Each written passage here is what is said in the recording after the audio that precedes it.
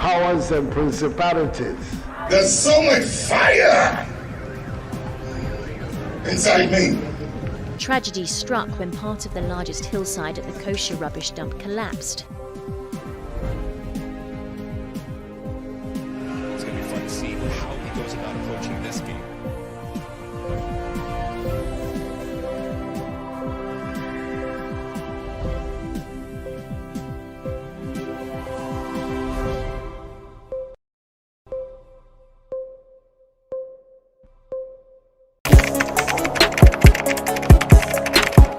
We table issues relating to the arts and entertainment for a riveting discussion, of course, without fear nor favor.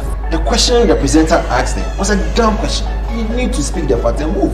Varied views. We agree to disagree. So I would disagree with everything you said. I think that he's a smart guy.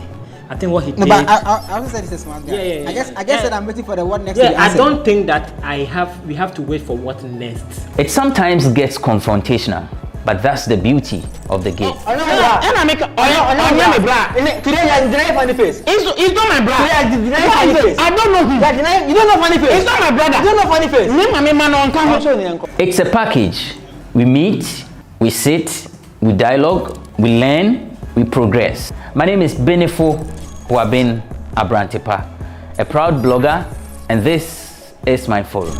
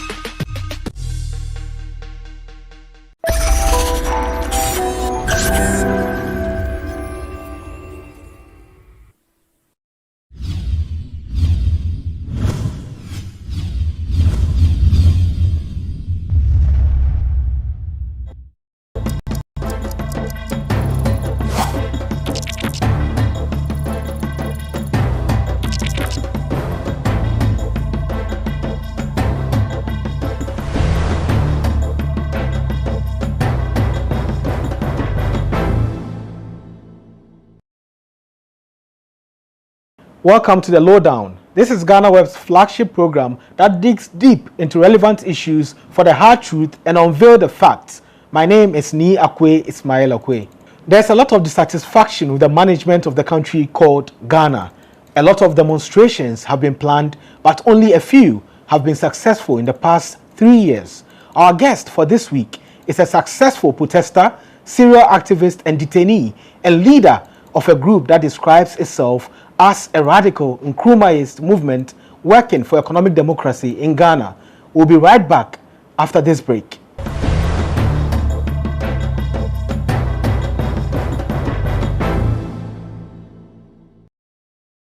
Welcome back to the Lowdown on GhanaWeb TV. My name is Ni Akwe Ismail Akwe.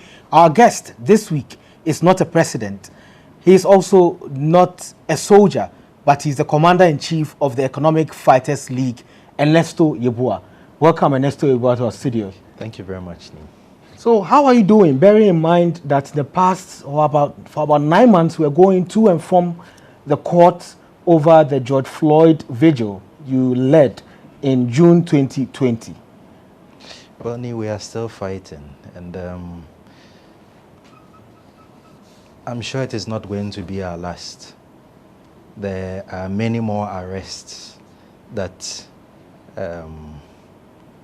would meet us as we enter the future. And we are not afraid, because we've committed ourselves and our lives to something that we believe in. And so we keep fighting. So did you receive the withdrawal of the case by the state with happiness, or was it with disappointment?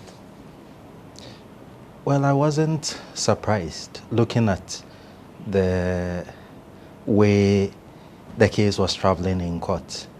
And right from day one, we had said that there was no basis for the arrest in the first place. It was unlawful, it was illegal, it shouldn't have happened.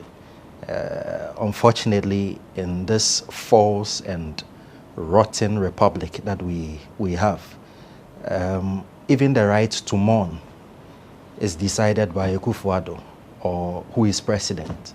You remember they mourned George Floyd. So what prevented us from mourning as ordinary Ghanaians? You remember the unfortunate incident of the killing of the 90-year-old woman in the Savannah region, Madame Mariama. Police, which was expected to, offer its service as Ghana Police, only turned themselves into a party police, ensuring that that wouldn't also happen. Why? So the question is, if it was Akufo-Addo's mother who were mourning, would Ghana Police have behaved the way they did? So, like I'm saying, it's a rotten system, it's a rotten republic, a false one, and the only duty assigned to us is to fight it until we tear it down. I have to remind the viewers that the vigil we are talking about was the George Floyd vigil organized in June 2020, and it was in support of the Black Lives Matter. Ernesto was arrested and was detained for some hours, and then after he's been going to court, and the case, the charge was breach of the Public Order Law. Public Order Act. Yes. So you've been in protests from July 2019. That was a very big one. That's the Drop the Chamber, hashtag Drop the Chamber protest, which was against the parliamentary chamber, which they debated on getting that built. There was also another one in January 2020 against human rights abuses in Uganda. There was also another one in June 2020, which is the George Floyd vigil. And then we also had your election boycott. That's the Economic Fighters League of the elections, the elections 2020. And so many others that you've been, championing. Do you think it is worth fighting? Well, certainly it is. And like I have said, we have no choice than to fight. If our forefathers like J.B. Dankwa, Kwame Nkrumah, Kesley Hayford, Mensa Saba and Co. did not fight for us, I'm sure we would still have been wallowing in the pits of colonialism. And so every generation is bestowed with that responsibility to fight what is wrong in their society in order to leave behind a better world than they met it. And that's precisely what we have been doing. I know that personally I am very misunderstood, and misunderstood because it's also the way the media or the agencies of power have tried to describe us or to portray us in the public domain as some people who are just mindless, unreasonable, ranters, rioters, and all of that. I'm very much aware of that characterization that has deliberately been machinated on our personality.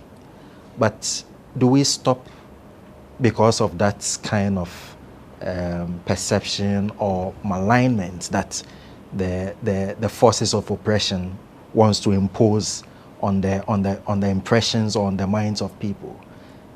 And like I'm saying, we have absolutely no choice. So these consequences are there. We would go to prison, we might get killed, but it has to be done. Somebody has to do it. And that is why we are involved in what we are doing. And I've been working with many young people. Our organization is made up of more than 10,000 young people who are duly registered with us. We engage them, we communicate with them, and they align in almost all facets of the lives of this country. We have some who are police officers, we have some who are army officers, we have some who are students, we have some who are lawyers, we have some. So that's the kind of organization that I belong to. And I have absolutely no doubt that we are far more intelligent than the political leadership that this country has. Looking at your Facebook page, that's the Economic Fighters League, you describe yourselves as a radical Nkrumahist group or movement that's seeking economic democracy in Ghana. Isn't that the same as the perception that you are talking about right now? Yeah, but being radical does not mean being violent. I believe in radical politics, the politics of truth. Our society is not used to hearing the truth as it is.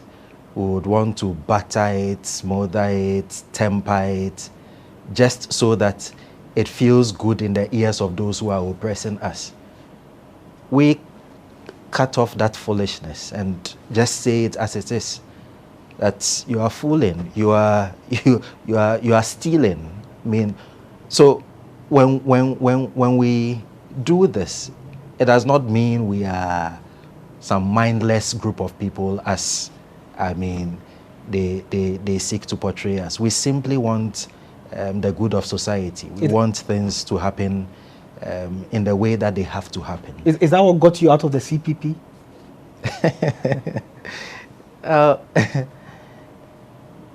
The truth about this is that the CPP as we have it is not Kwame Nkrumah's CPP. This CPP was constituted by a body of people who approached the court, and the court said, okay, you can use the name CPP, you can use the color CPP, you can use the cockerel and blah, blah, blah. But take note that this CPP that you are going to constitute is not Kwame Nkrumah's CPP. Kwame Nkrumah's CPP is still proscribed under the 1992 Constitution. Nkrumah himself is a wanted criminal under the 1992 Constitution. And that's where we are. If you take NLC Decree, is it NLC Decree 23? It says that anybody who receives communication purported to have emanated from Nkrumah, the person is enjoined to report to the nearest police station or military barracks. For what? For Nkrumah's arrest. So this is a truth of the history of our country. But then the false republic has hidden it so well that our society even seems to have forgotten about it and thinks that we are practicing a democracy. It's not a democracy. It's a false, system that has to be torn down with the bare hands of the people if we have to. So why did you join when you knew all of these things about the CPP? We joined because there's also the genuine quest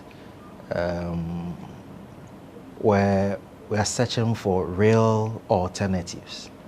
Look, I have voted for the MPP before. They came to power. I have voted for the NDC before. They came to power. And in all cases, they messed up. So it's only logical that we tried another alternative. And that alternative at the time was the Convention People's Party parroting Nkrumah's ideas and all of that. So it gave a certain glimmer of hope that, okay, then this may be the vehicle that may actually bring about the change that our society is looking for. We entered and then we saw that, oh, it's actually a business established by the MPP NDC. And the leadership in there are not interested in bringing the party to power or following any, direct line to bring the party back to power. Anybody who steps into work genuinely to bring the party back to power becomes the enemy. And that person is fought and fought and fought and fought and fought until the person is flushed out. So this is what it was. Now imagine, this is what happened in 2016. I was a leader of the youth wing of that party. I took the sitting president to Sraj to answer questions on corruption after the his collection of the Ford expedition bribe or gift, whatever they want to. But Sraj in the end came up with a report that said that no, the president abused his office, was in conflict of interest. I mean, looking at how they tried to frame it, of course it was an election year and all of that. Imagine that I was a youth wing leader of, let's say, the MPP, which was equally in opposition at the time. And having done this, Baumia, Nanado Dankwe Kufuado, the leadership of the party congregate and say, let us suspend Ernesto Yeboah for taking Mahama to Sraj. It's not normal. But this is precisely what happened in the Convention People's Party. That, hey, why have you taken the sitting president to Sraj? Why do you want to disgrace us? So the whole central committee of the party meets, and then the most brilliant idea that comes to them is, let's suspend this guy, and then subsequently let's flush him out of the party. So I am saying that the CPP as we find it today is as corrupt and rotten as the system, the entire system in Ghana that we are trying to pull down. And this has come to us by practice. We are practitioners of Nkrumah's ideas. That's why recent, commentary from the former president, Kufuor, hasn't attracted our attention. We are not in there to battle. We leave that to parties like the NDC and the CPP that derive their relevance from the superficial defense of Kwame Nkrumah. We practice Nkrumah's ideas. So is the EFL the new CPP of Kwame Nkrumah? Well, hold your thoughts there. We'll be back after this break, and then we'll also discuss Fix the Country. This is the Lowdown. We'll be right back.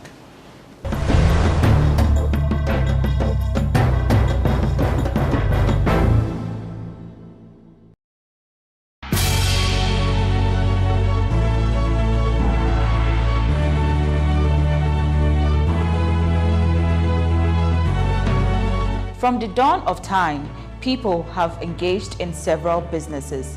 With the onset of technology and innovation, life has relatively been made easier. By using debit or credit cards, Mobile banking. Thank you. And your favorite, mobile money? tech has indeed married business. On BizTech, we spend time with faces behind known and upcoming businesses in the country. Learn more about the new technologies and innovation, as well as find out about the trending issues in the world of business. Join us as we serve you with a variety of compelling interviews, projects, and others right here on GhanaWeb TV.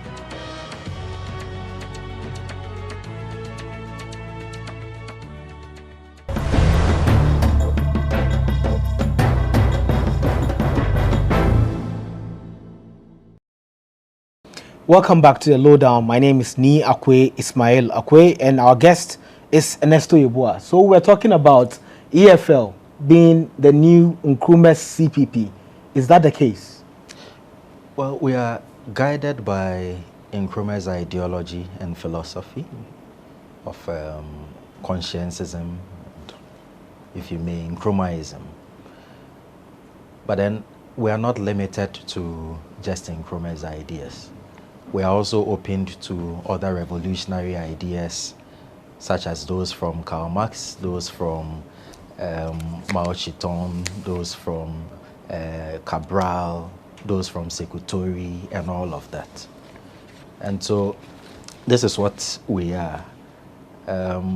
We are not seeking to replace Kwame Nkrumah's CPP or anything of the sort.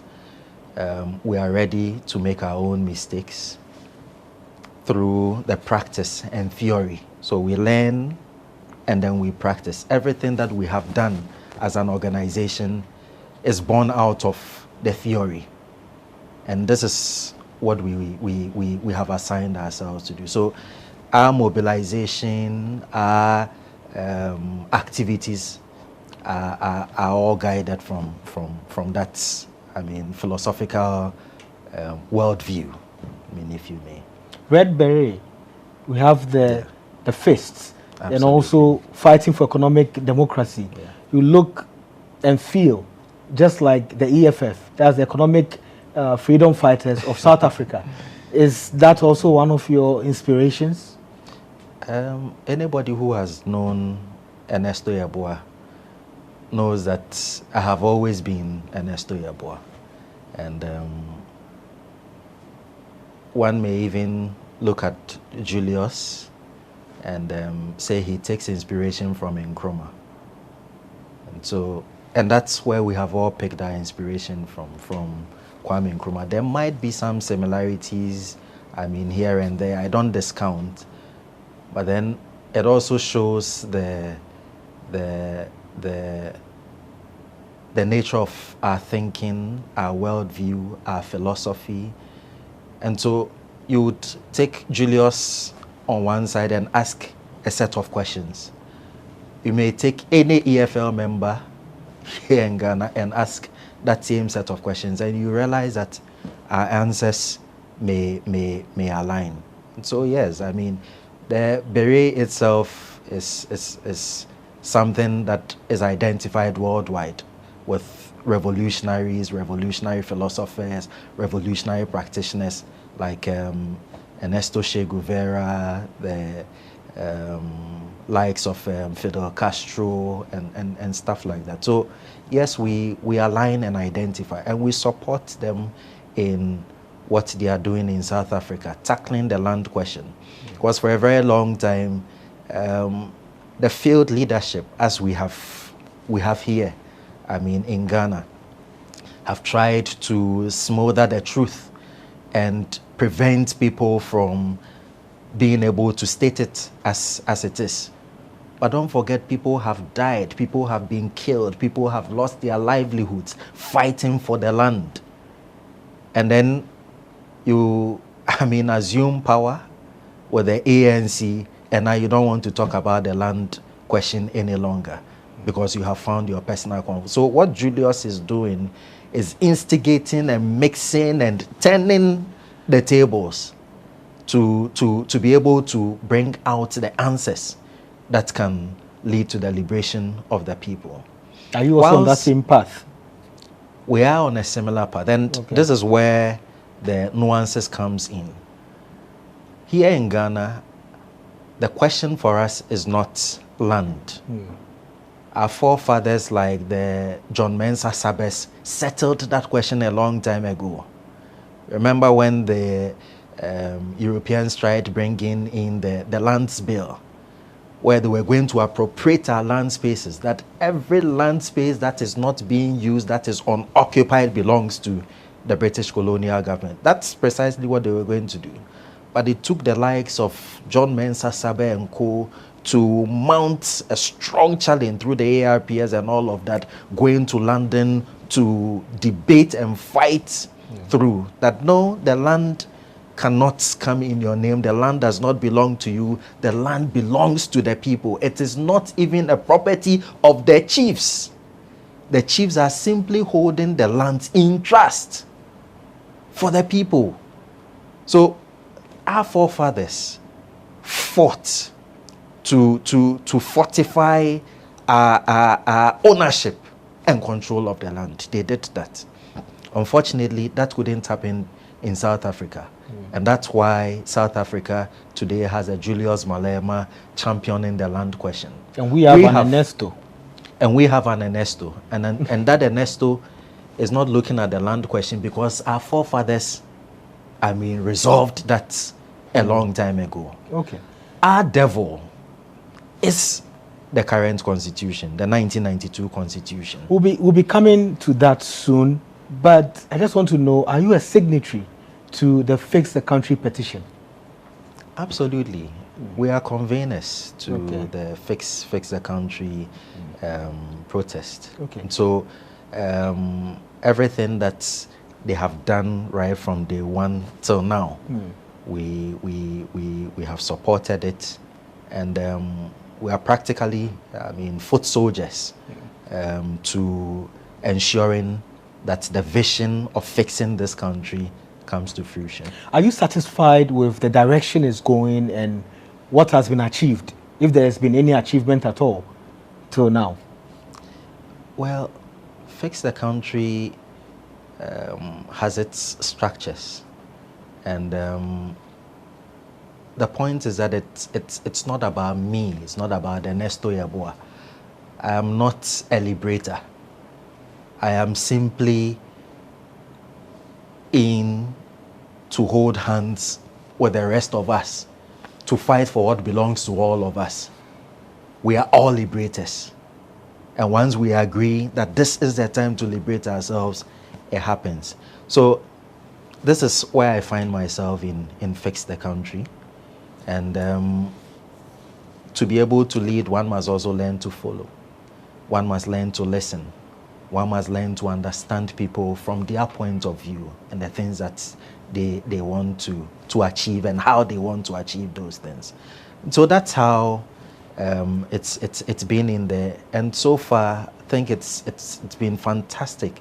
Look at the likes of Kali J. These are not your active politicians, or they are everyday people, musicians like Spooky and the rest. These are everyday people, but then they see that no, we have a responsibility to direct the course of this nation, because if we sit aloof, that future that we wish for ourselves and for our children would elude us. We have blatant thieves in power who are dissipating the wealth, stealing as if there is no tomorrow. They have an Esau mentality that let me eat and fill my belly and the whole world can go to hell because I am full and satisfied in my belly. And so these are ordinary people who, look at the Fiodo, look at the likes of Felicity Nelson. So what is happening is beautiful. For us, it's a learning curve. We are getting to understand and learning more of our people and their thinking and their aspirations and their hopes and their dreams and all of that.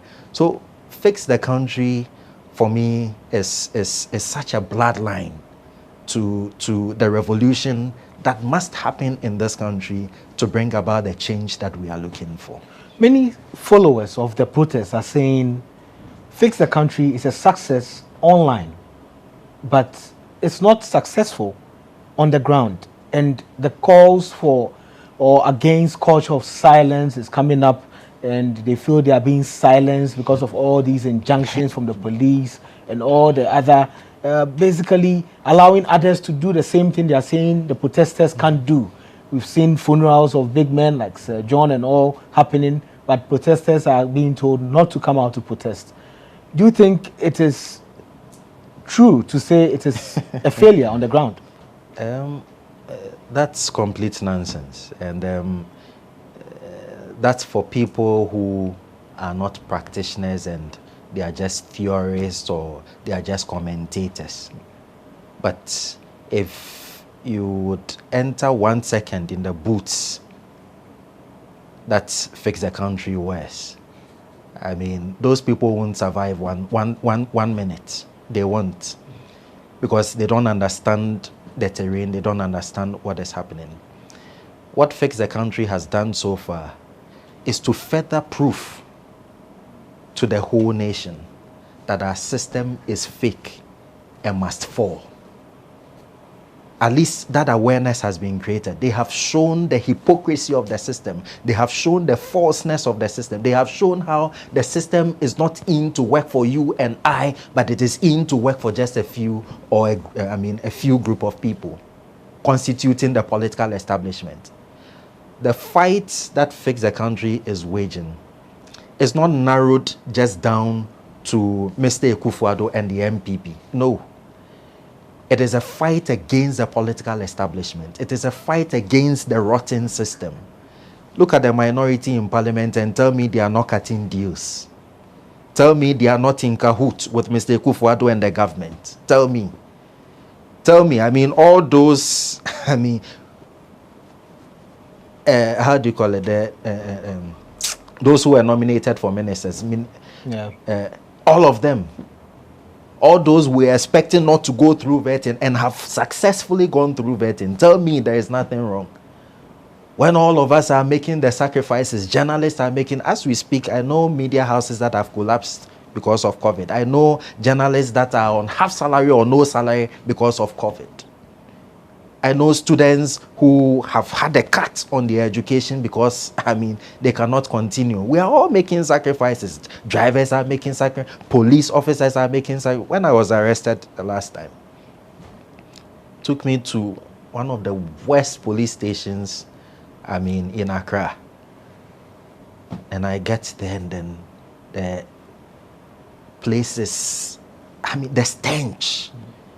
And then I'm looking at the police officer, the chair, conditions of service and all of that. And I'm like, but these are the people who have been sent, we are fighting for them all, who have been sent to come and arrest us and then put us in.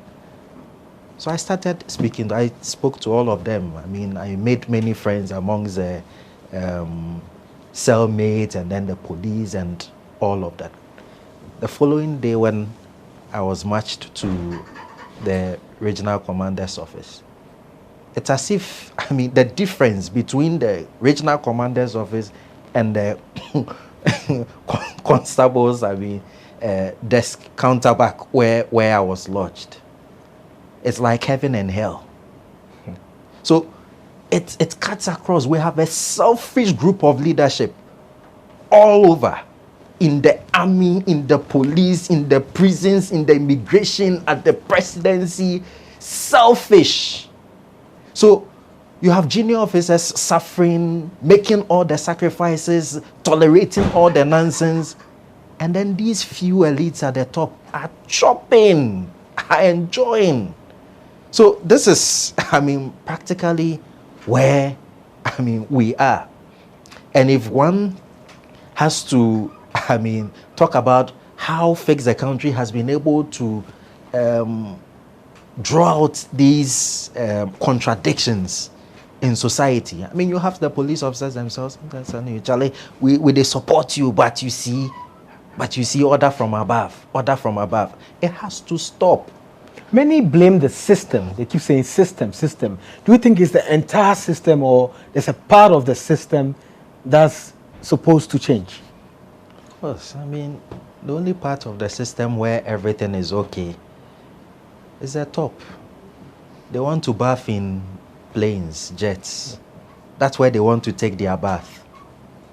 So that's where things are fixed.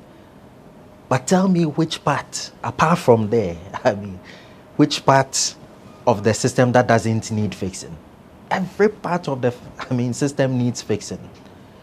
And we in the Economic Fighters League, and as upheld by, Fix the Country movement, have identified that we need a new constitution. Do you think that would change the system? Well, it would answer some of the fundamental questions. In fact, it would answer a greater portion of the fundamental questions that confront our society. You can't have a bad constitution and expect to have a good society. Some of the things you are demanding for is the change of the entire 1992 constitution, abolishment of ex gratia, put Ghana in control of its natural resources.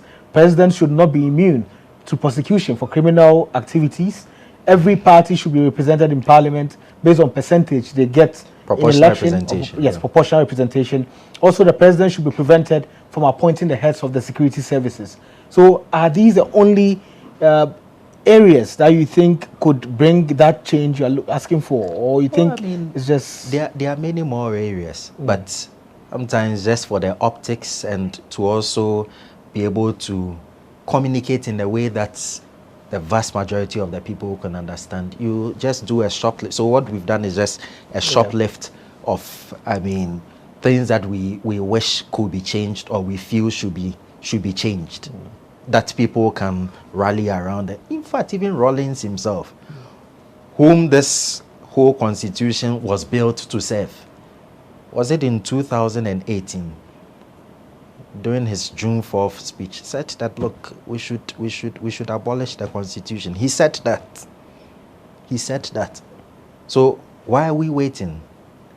Tell me that this constitution hasn't produced a dictator in Nana Addo Dankwa Akufo-Addo. Tell me, what's the difference between the 1992 constitution president and the 1960 constitution president? So if you say a dictator, what do you mean? He calls the shots because he's president? Of course. Why are we not able to embark on the demonstration, for instance? Why?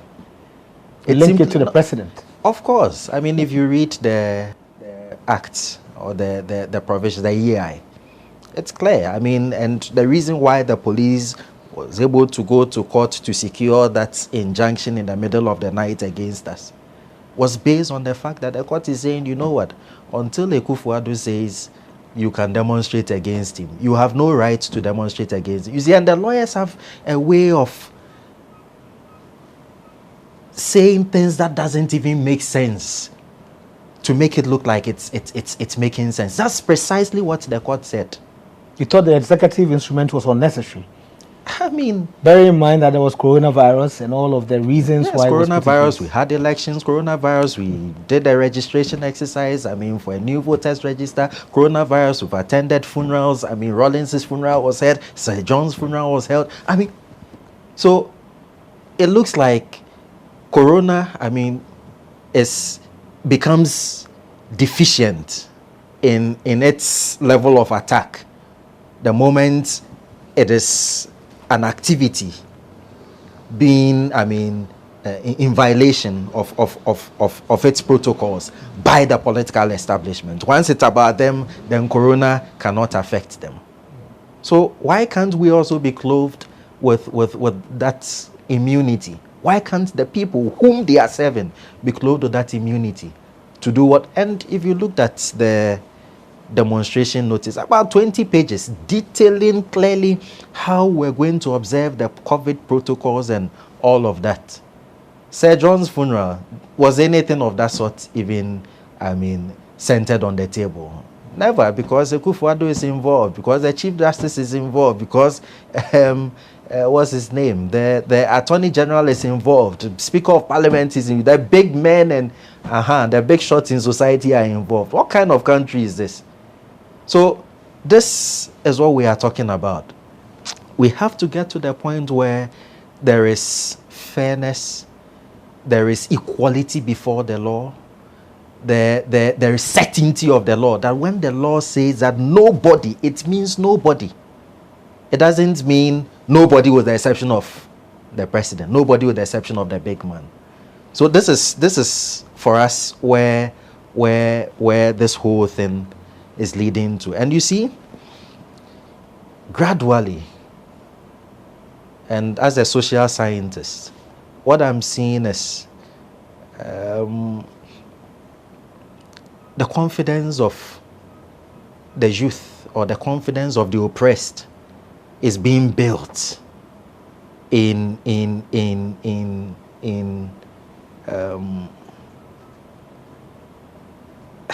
I can't get my words, but the system is heading for explosion.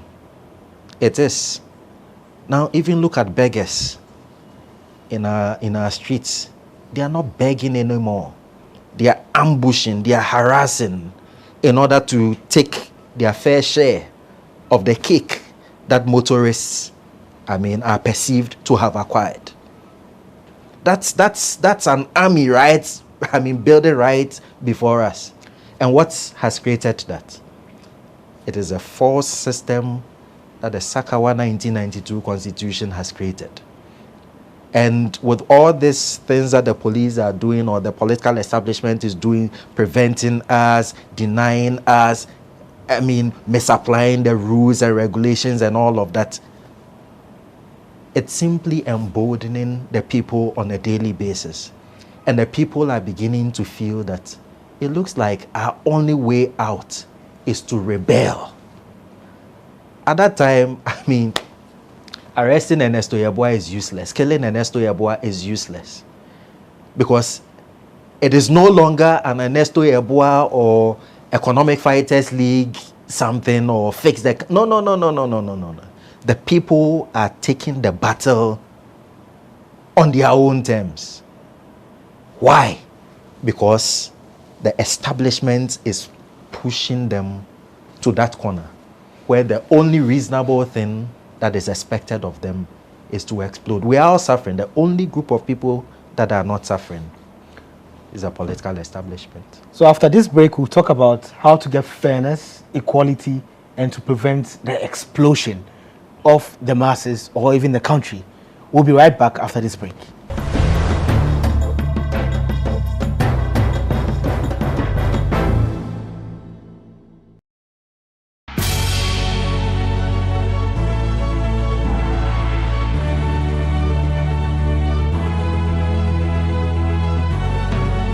From the dawn of time, people have engaged in several businesses. With the onset of technology and innovation, life has relatively been made easier. By using debit or credit cards, Mobile banking. Thank you. And your favorite mobile money? tech has indeed married business. On BizTech, we spend time with faces behind known and upcoming businesses in the country. Learn more about the new technologies and innovation, as well as find out about the trending issues in the world of business. Join us as we serve you with a variety of compelling interviews, projects and others right here on GhanaWeb TV.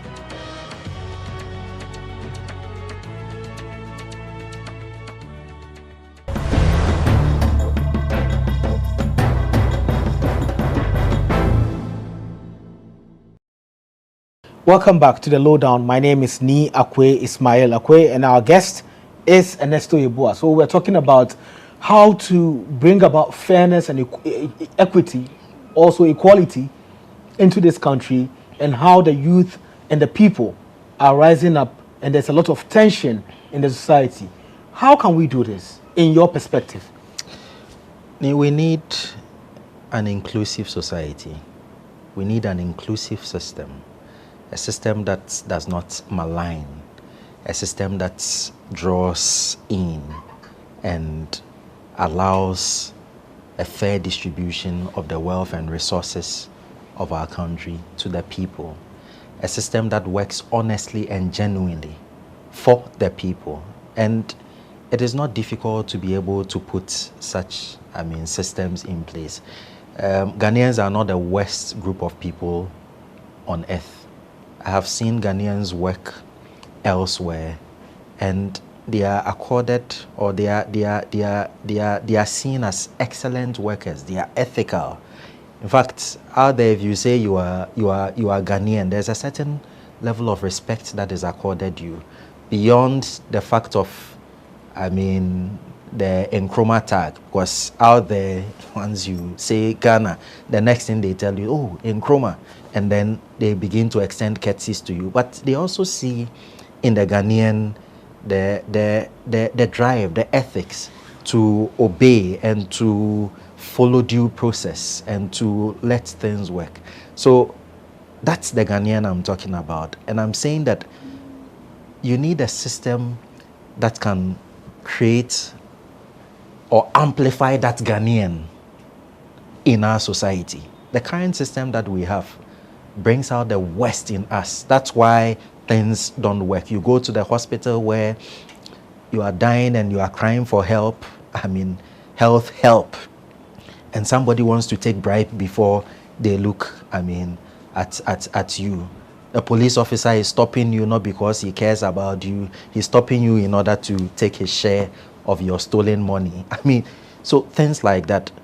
We need a system that corrects or brings out the best in us. And when you come to the political establishment, for instance, currently what we have is the MPP-NDC thing. And it's simply because it doesn't make sense under the current system to vote any party outside the MPP-NDC bracket. Any party that you vote for is a wasted vote, because we haven't been able to aggregate the confidence outside those political parties enough.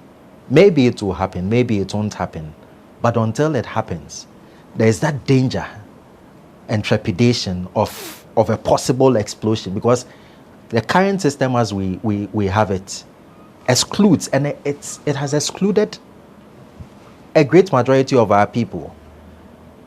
Look at the Pakwesindum's PPP. It started well, got some 1% at some point, I think, and then they crumpled. Then came GUM in the last election. They've crumpled. In the next election, they have to go and look for another resources somewhere and then come and attempt another 1%, or they might drop or something like that. How do you blame the system when the people vote for either NDC or MPP? Isn't that the people's choice? No, it's not necessarily the people's choice. If you've worked in a poultry farm before, or you've seen how a poultry farmer, sometimes just by the manipulation of light, is able to control the behavioral pattern of the chicks in the coop, you would see how manipulative our system is, and how it's driven the people to those conclusions that let me vote either MPP or NDC. Let's bring about a system such as proportional representation. Under proportional representation electoral system, every vote counts. So people are no longer afraid to vote outside MPP or NDC. They are free now to vote for their PPP, their UFP, their whatever, in the knowledge that whatever percentage that that party secures, it would have representation in parliament. It will have a voice in parliament. So talk about the GUM, for instance, that's secured, or was it 1% or something like that? So like after the 2020 elections, we would have seen a situation where GUM occupies 1% of the seats, 275 seats in parliament. Every national issue that comes up, we would hear the GUM alternative. Those ministerial nominees that Ghanaians didn't, we would hear what GUM also has to say about them. We would take people like Bernard Mona, very intelligent guy. Atik Mohammed, very intelligent. Kwesi Pratt, very intelligent. Kweku Bako, these are very brilliant people. I mean, there's one knee guy too in the people, very intelligent guy. But all these guys are on the periphery of our politics. Talk about Bright Simon, all of them on the periphery of our politics. So the system we have doesn't even attract the best to the center in decision making. Imagine Bright Simon in parliament. Imagine, just imagine Kwesi Pratt, imagine Kweku Baku in parliament, being part of the parliamentary conversations, directing how policy, I mean, Ghana would be the better for it. But because we have a system that excludes, a system that creates charlatans, because to survive you have to be a charlatan. I mean, that's almost the unwritten code. And so many of our good men, many of our resourceful people have fallen by the roadside because they have refused to play ball. So a system like proportional representation can address that. So that's a how. That's solving the issue. That's a how. Now look at how that system again resolves the issue of women participation in our politics, and it's a very big thing in the political manifestos, of our parties. Yet that's where it ends. Political manifestos of our parties. So you have vibrant groups like Loyal Ladies in the MPP, and the question you keep asking: loyal to what? What are they doing? They are simply cheerleading. The men are taking the decisions. They are the center of decision making at conferences. Where do you find them? You find they are the ones who are doing the serving of the drinks and the foods, and sometimes even in the hotel rooms. That is not the kind of role we expect or we want women to play in our society. If we are talking about a fixed nation. A fixed nation is a nation that has parity, is a nation that has inclusivity, is a nation that draws on. You cannot sideline the vast majority of your people. Women constitute about 51% of the entire population, and yet what percentage do they make in government? What percentage? So proportional representation can address that, where we say that, okay, Goom, of your 1% that you got, 51% or 50% of them must be women. So the party goes into an election. Who wants to become member of parliament? Who wants to speak on behalf of the party in parliament and argue based on our ideology, our vision, our philosophy, and all of that? They vote. It may even have a point where, let's say, a man has clearly won. But to be able to meet that 50% or 51% quota regulation that one needs to be able to, enter parliament, the party would then have to sidestep the man in order to get the woman in. Now look at what that's going to do. Currently, as we speak, the political parties are not investing a kobo in women development or youth development in their parties. They are not taking them to programs or higher education institutes. I'm sure they'll disagree with you because they have programs in their parties. All of them have programs, and they are beneficiaries. And what are they doing? I'm talking about what I'm seeing, and what I'm seeing is that I see women cheerleading. During elections, they get one woman with a big bottles or two of them. They wear the party T-shirt. Their backside is, photographed, and then it's splashed. Vote for MPP. Vote for ND. Is this how we want to treat women in the country? But you see, that's what I'm saying, that even this small change in the electoral system will have an effect on how the political, currently, what the gender groups are advocating for is, in terms of working on the gender parity, is affirmative action. What they don't understand is that patriarchy is not a man. Patriarchy is a system. So you may have a woman who advances patriarchy. She's the one that assembles young girls and feeds them to these old greedy fools. And then, satisfies their ego and stuff like that. And you are saying that these men who are beneficiaries of patriarchy should now be the ones to choose which woman should come and sit behind the decision-making table. What are we doing to ourselves? In the end, yes, you may have some women behind the tables. It is good for the optics. But when it comes to the real decisions that has to be taken in order to open the doors and windows and break the glass ceilings in order for women to enter, you will find that those same women that were, chosen and brought behind the table by patriarchy are the ones preventing it from happening. And then you ask why. Proportional representation takes away that power from patriarchy and hands it over to the people. And the people are now able to decide which woman should go and sit behind the tables of decision making in order to represent all of us and our collective interest. Indeed, we have to acknowledge that there are so many strong women who have gone through the system and they've been in parliament. We have the likes of Hawa Yakubu and all the other women who have done so well. And I mean, there are currently women in parliament who are fighting for girls and also women, and they are doing well. It's we wouldn't say they are pushing the agenda of patriarchy. It's on the cosmetic level. Look, when Wontumi insulted the running mate of John Mahama in very derogatory terms and all of that, it is funny enough, it is Kweku Bako who cautioned the party that no, discipline this guy, rein him in, advise him, make it public. It is Eslousu who, decried that. Was like, it is, I've forgotten exactly what, but almost in support of Wontumi, in the denigration of another woman. So this is the point I'm making. When it comes to, the crunch, you'll find that they would crumble. Why? Because patriarchy is what invited them behind the tables of decision making. We need to break that.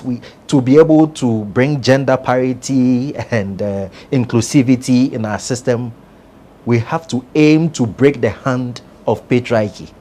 But if we continue to massage it, and because Akufo-Addo will be angry, because Mahama will be angry, why should Mahama be the one to choose which woman becomes his running mate?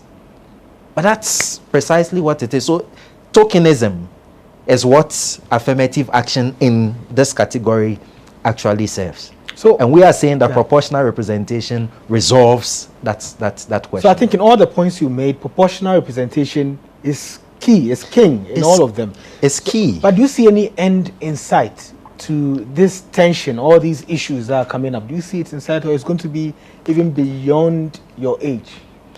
Well, like I have said, as for the explosion is going to happen, and it is either going to be led or unled.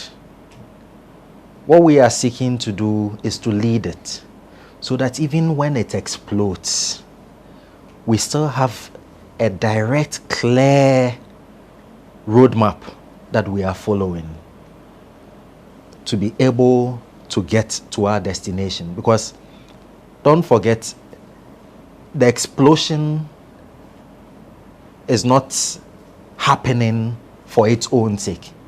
It is happening in want. In want of what? In want of a better future, in want of a fairer society, in want of a just. So all of these things. And what a led revolution does is that it lists them. And the reason why some of us don't think that June 4th was a revolution, it was a day of senseless killings, a day of senseless violence unleashed on the people of Ghana. The day when women were dehumanized and debased to that point where, women were stripped naked. That is not us. That's not our society. That is not the Ghanaian. So that is not what we are looking for. So clearly the explosion you're talking about is not about killing, it's not about dehumanizing people, attacking people and all of that. Some killings may happen. May happen. Of course. Left to me, it shouldn't happen. It won't happen if it's just me. But it's not me. I don't know how the other person will react. I don't know what the story of the other person is. And I've just pointed a social phenomenon that's happening. The beggars are no longer begging. So this is where we are. And one cannot determine how the other is going to respond or how the other is going to act. That's why we are simply seeking to lead that revolution, so that it is tempered, it is directed to that point where we can arrive at that society that we are looking for. Because they are not seeking to inflict violence on another just because they want to see blood. No, they are seeking to inflict violence on another so that they can have their fair share. So they can, exact their pound of flesh. That you have cheated us, you have neglected us, you have stolen from us, and so we are destroying you, our oppressor or our enemy, so that we can now stand before the opportunities that you have prevented us from accessing all this while. That's what the revolution is about, and we are simply seeking to lead it, so that we don't arrive at the point where the senseless killing, the senseless blood pour, and debasing is just what becomes of that revolution. So, what kind of Ghana do you want to see? We want a Ghana that works for all of us. A Ghana that has a police service that is genuinely interested in the welfare of the people. A police service that is not armed because the society is fixed. A leadership that is not stealing from us. A leadership that has a clear plan to protect our future and to protect our present. Look at what is happening to our water bodies. Galamsey all over. The same politicians who are galamseying will come on our national platforms and say, stop galamsey. The hypocrisy of it, we see it. It's happening. They say, we are banning excavator. Do you know how much money they are making in those pits? And then you come and talk about banning one excavator or two excavators. What about their prosecutions? When those Chinese are arrested, what happens to them? They are not even tried and sentenced in the country. They are deported. Is that what would have happened to me if I did galamsey in China or America? Would I just be deported? Oh, go back to your country. So our leaders have clearly taken us for granted. They clearly underestimate our intelligence. And so this for me is where we've got into. And so as they keep doing what they are doing, it's just scientific. Anybody who is a student of history or has read a little bit of history would understand that a society that is suppressed is led to inevitable explosion. And that's precisely what is happening. We can't even cry. You want to cry for George Floyd, the Akufo-Addo says, hey. Or the Ghana police says, hey. And you are arrested. And that day it was not just Ghana police. It was Ghana police, national security, and Ghana army.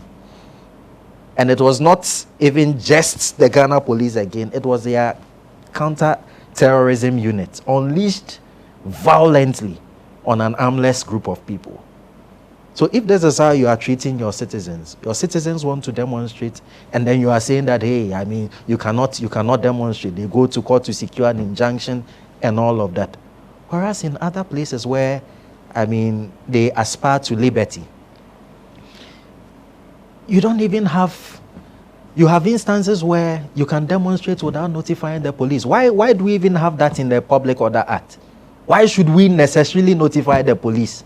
Something has happened right now and I want to, express, because it's free expression. I want to express myself. You say, go and notify the police. Why don't you put in place the criteria that, okay, you may demonstrate without notice, but this is the parameters within which you must operate. So you may not block the roads, you may demonstrate along the pavement, you may walk along, so.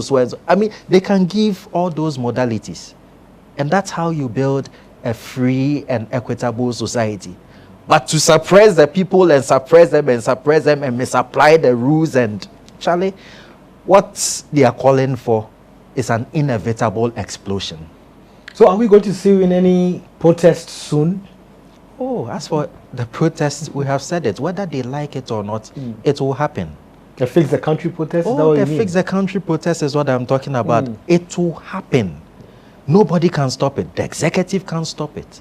The legislature can't stop it. The judiciary can't stop it. The police can't stop it. The army can't stop it. In fact, all of them combined can't stop it.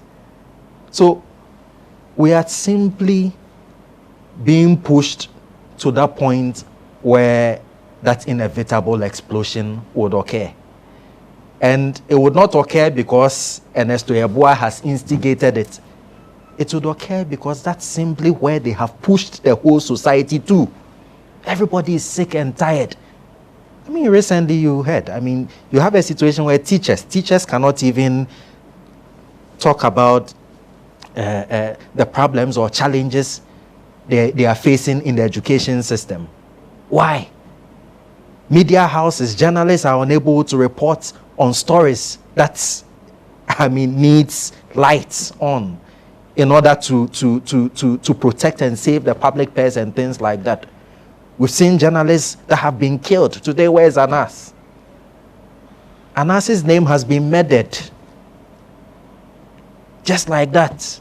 Why? Because the guy was, amplifying the lights based on corrupt activities in our society. Manasi Azure had to run away to South Africa, and then he's back. How many journalists will be able to follow, in that part? So we are seeing it everywhere. The oppressive environment that has been created is clear to all. Imagine that under President Kwame Nkrumah, there was COVID, and then as part of the EI, it says that it is only the president who can renew the protocols and renew, activities that could be undertaken or not undertaken. And one of those activities that cannot be undertaken is demonstration. So until Nkrumah's permission is sought, nobody can demonstrate. How would Akufo-Addo's father have described Kwame Nkrumah? How would Mr. Akufo-Addo describe Kwame Nkrumah? How would, those who are leading us today have described Kwame Nkrumah? So when it comes to Kwame Nkrumah, we are free to paint him with that brush, dictator. But when it comes to Mr. Akufo-Addo, when it comes to Mr. Mahama, when it comes to Mr. Kufuor, when it comes to Professor Atamels, they know they are democratic leaders. You have a dictator constitution in place, and that dictator constitution must be abolished and killed in order to liberate our people. The dictator constitution must be abolished. Those are the words of Ernesto Yeboah. We've come to the end of the lowdown. Do you have any final words you want to share to the viewers? I think I'm done. You think you're done? Ernesto Yeboah is done. This is the lowdown. You can catch us on all of GhanaWeb's digital channels, and you could also watch us every Monday on Facebook, YouTube. My name is Ni Akwe Ismail Akwe. This is the lowdown.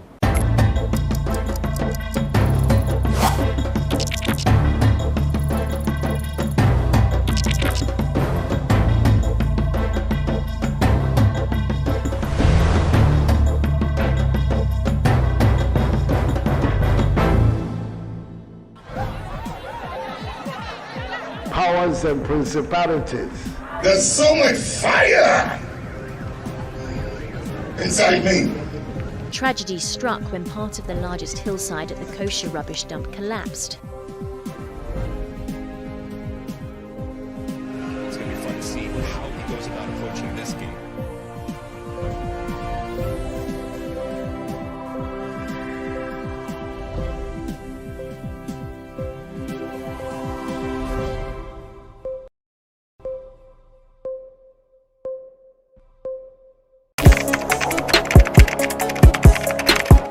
We table issues relating to the arts and entertainment for a riveting discussion, of course, without fear nor favor. The question the presenter asked them was a dumb question.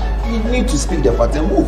Varied views. We agree to disagree. So I would disagree with everything you said. I think that he's a smart guy.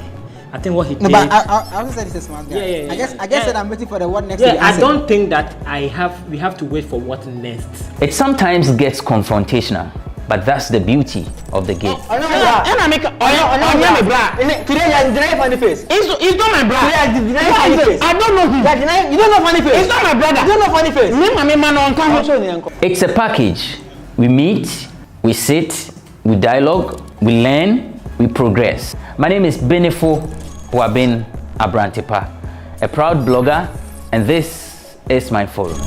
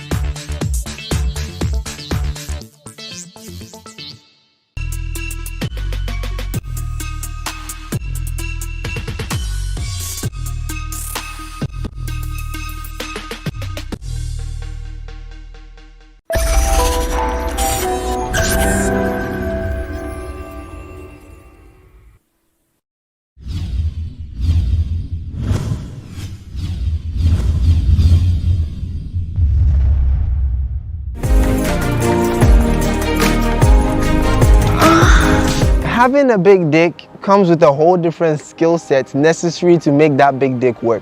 Because for all women's big talk, most of them can't take, dicks of a certain size. She can't even give you a proper arch. Like, instead of giving you the slide, she's giving you the abdomen bridge. Like, what's that? Guys. People think when you have a dick or when you have a vagina, then you automatically know how to have sex. You don't. It's not by force to make every lady come.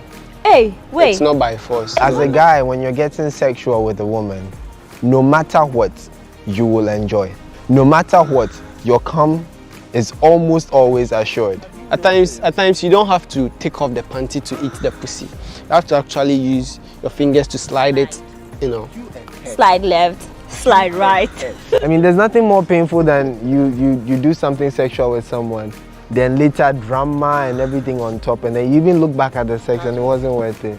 You do something with the guy, and the guy didn't make you come. He came under 2 minutes. He went to tell his friends, and this girl eat time, and I didn't know. What did you do? You be with a girl, she's trying to give you head, and her teeth are all. Keep your teeth off my dick.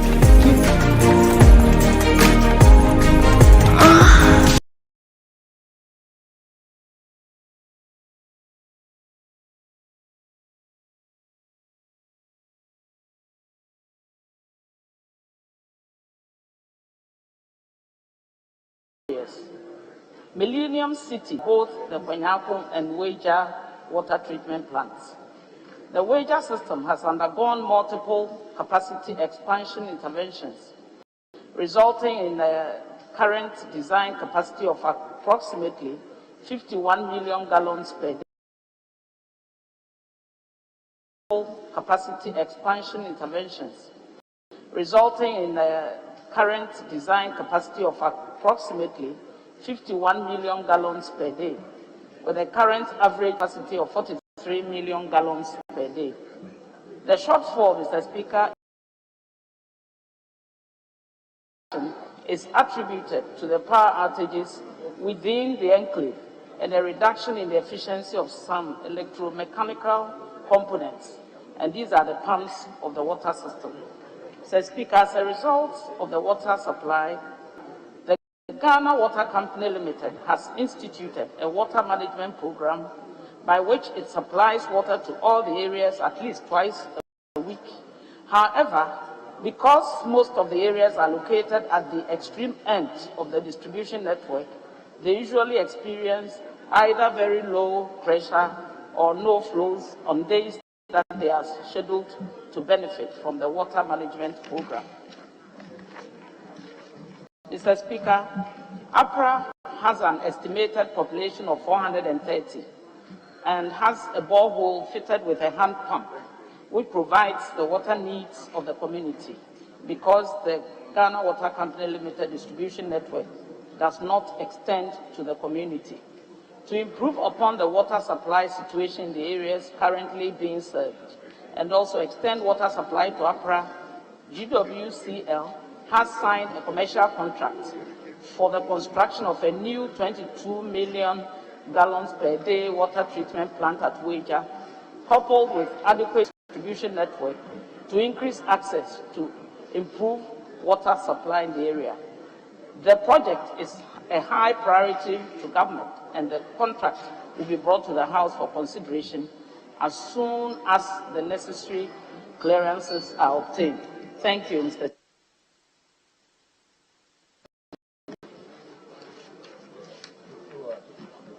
Honourable Member, any supplementary question? Mr. Speaker, thank you. I would like to know from Honourable Minister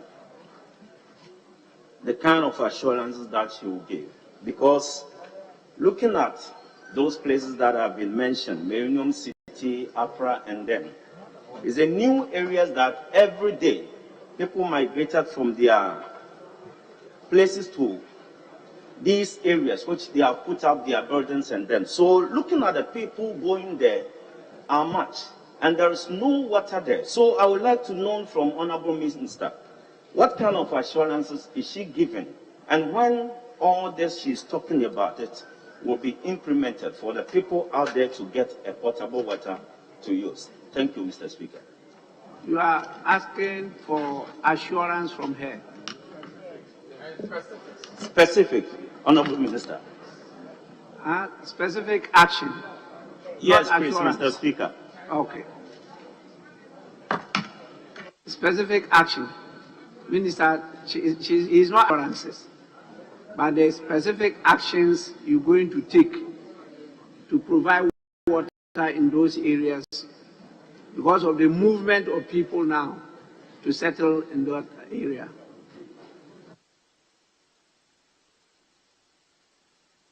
Thank you, Mr. Speaker. As I said, the new arrangement will put on board 22 million gallons of water, and that should take care of the new areas. And again, Mr. Speaker, it's worthy to note that when people, they hardly inform Ghana Water, but Ghana Water tries to make sure people do get water when they move. Thank you, Mr. Speaker.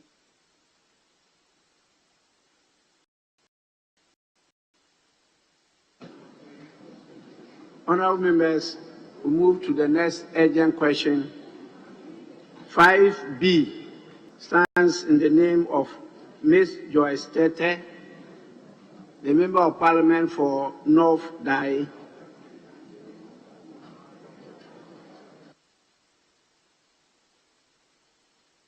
Honourable Speaker, I rise to ask the Minister for Health what mechanism has been put in place by the Ministry to monitor the effectiveness of ambulances distributed recently. Thank you. Yes, Honourable Minister for Health.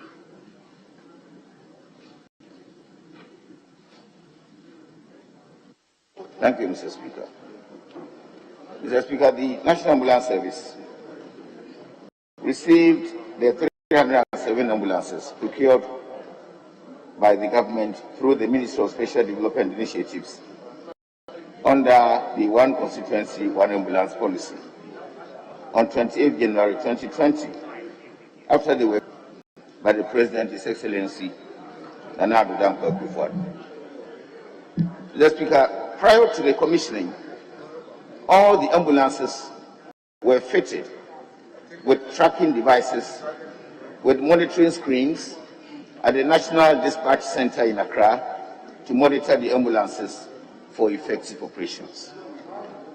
Mr. Speaker, each of the ambulances also has a tablet which is linked to the dispatch center by a GPS system for communication between the dispatch center and the ambulance crew, and also for easy direction to locations of distress calls.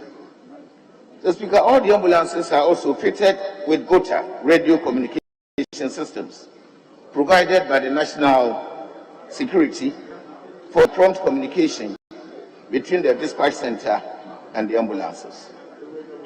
The Speaker, to achieve effective monitoring of the ambulances, the service has acquired additional monitoring screens, which are being fixed in all the 16 dispatch centers in the 16 regions, so that each region can effectively monitor the ambulances within their jurisdiction. The Speaker, these mechanisms are to ensure that the movement of all the ambulances are always monitored to ensure their effective use. Thank you, Mr. Speaker. Honourable Member, any supplementary question? Thank you, Right Honourable Speaker. I'd want to ask from the Honourable Minister what's supposed to be the oversight responsibility of MPs in monitoring these ambulances. Yes, Minister. Mr. Speaker, a desk officer has been appointed within the PPME Directorate of the Ministry that receives on quarterly basis a report on the performance of the entire ambulance service. That is part of our monitoring mechanism. The report on the operations, the state of the vehicles, their finances to fuel the ambulances, and whatever challenges that they have come to the ministry on quarterly basis, and we work on them to try to ensure that the ambulance service and the vehicles that they are using are being used effectively for the service of the nation. Thank you, Mr. Speaker. Thank you, Right Honourable Speaker. Finally, I would want to know what is the condition of service of the crew, and if the people are supposed to pay before services of the ambulances. Thank you.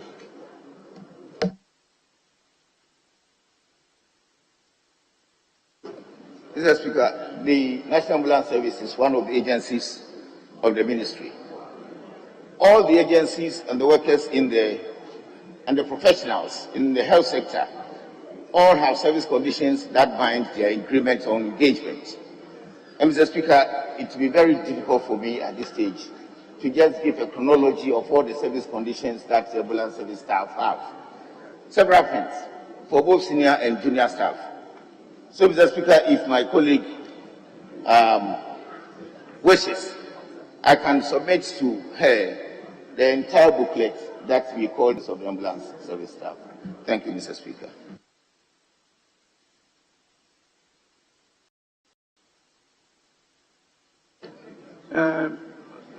Ranking Member Health. Most grateful, Mr. Speaker. Mr. Speaker, in the answer of the Minister, he made mention of the fact that there are tracking devices in the ambulances that have been. The Speaker, we saw a video that an ambulance was cutting cement. The Speaker, was it detected on the radar of the tracking device?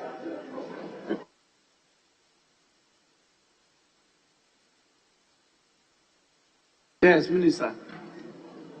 Mr. Speaker, I am very much aware, and some of my colleagues should be aware, especially the ranking member, that the ambulance service has issued a statement on that incident. The monitors and the type of mechanism we have couldn't detect it because that particular ambulance was not in operation. It had been parked in the mechanics workshop for service. And then the mechanics person, a driver in the workshop, took the ambulance without the authority of the service. So when the issue came up, the ambulance service issued a statement on this matter, and this was adequately done. I have asked for further investigations, and I'm still waiting for a report on that, Mr. Speaker. Yes, the gentleman in the red tie. Right. Thank you, Honorable Speaker. I want to ask Mr. Minister, whether or not these vehicles have specialized mechanics that take care of them, because I've seen these vehicles one or two times. I've seen these vehicles one or two times being taken to ordinary clinics. These are specialized vehicles that are medically put together to take care of people. And so I want to ask the minister whether there are specialized mechanics that take care of these vehicles because of its nature medically. Mr. Speaker, thank you. Yes, Minister. Mr. Speaker, the ambulance service has its mode of operations, including servicing the vehicles. This particular ambulance was one of the 307, and we have signed a service agreement with the supplier for a number of months before the ambulance service could take over the entire service of these ambulances. At the time these incidents occurred, we were in that service agreement, and therefore it was the supplier who should have repaired the vehicle. So the supplier's workshop, where this ambulance was actually placed, which caused this particular incident. At the time, it wasn't even in the hands of the ambulance workshops, some belonging to Ghana Health Service, some belonging to ambulance service itself. And we also appoint in certain areas where we don't have our own workshops, accredited workshops to service these vehicles. Thank you, Mr. Speaker.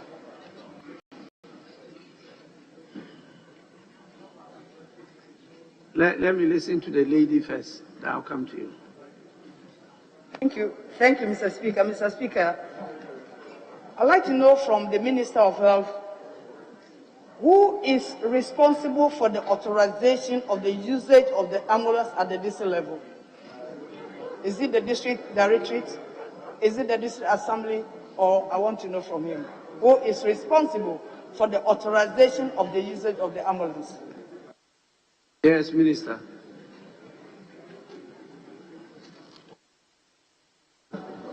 Mr. Speaker, it is the District Ambulance Service Director. Yes, by an act of parliament, we established the National Ambulance Service. And they have directors, they have staff. It's there, they are trained and sent there. I'm a former Minister of Health, so I know that. Yes, Honourable Member. Thank you, Mr. Speaker. Mr. Speaker, can the Honourable come again and to explain to us how come in his answer he said that since the vehicle, the ambulance has been parked, the tracking device was not able to pick it. Mr. Speaker, I understand that parking an ambulance does not disable the tracking device. And it is for the very reason why the tracking devices are installed. So can the minister explain to us how come the tracking devices could not trigger the fact that the ambulance is not supposed to be where it is now, at the time that they were using the ambulances for the purposes of carrying cement instead of a human being? Yes, Minister. Mr. Speaker, as part of my answers, I think I have said that I've asked for further investigation and the report has not just landed on my office. One of the questions that I'm asking is what my colleague has just asked. So I believe when the report on further investigations come, I will be able to answer this question. Thank you, Mr. Speaker. Yes, Honourable Clement Apak. Thank you, Mr. Speaker. I would like to find out from the minister who is responsible for fueling the ambulance in terms of its movement. Yes, Minister. Mr. Speaker, the agency itself is responsible for this. Honourable members, we move to item 6. We don't have answer to question number 4, and we haven't seen the minister yet in the House. Question number 46, we have an answer to it, but I just received a letter from the ministry. The Ministry of Chieftaincy and Religious Affairs, saying the minister has been called to attend to some urgent matter, and so the minister will not be available today to read the answer that has been filed. And so we will not get the Minister for Chieftaincy and Religious Affairs to answer the question today. We will reschedule it for him. And as I said, number 4 I don't have the answer on the order paper.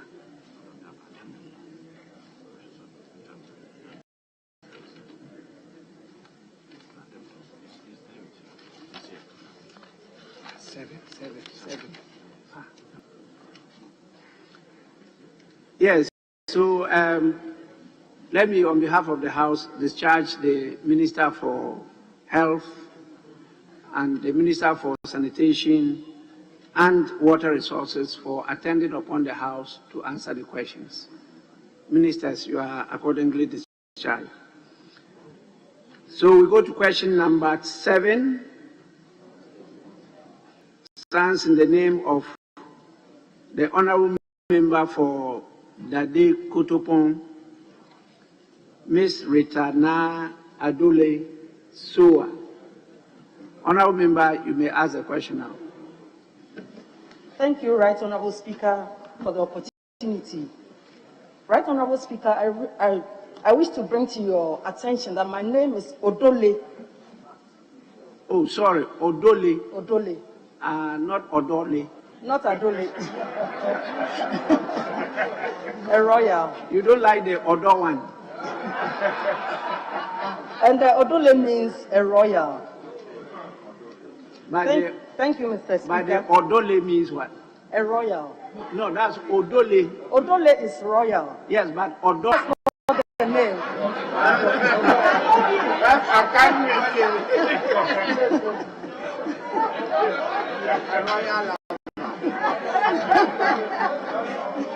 Honorable Odole, yes, please, you may ask your question. Thank you, Right Honourable Speaker, for the opportunity.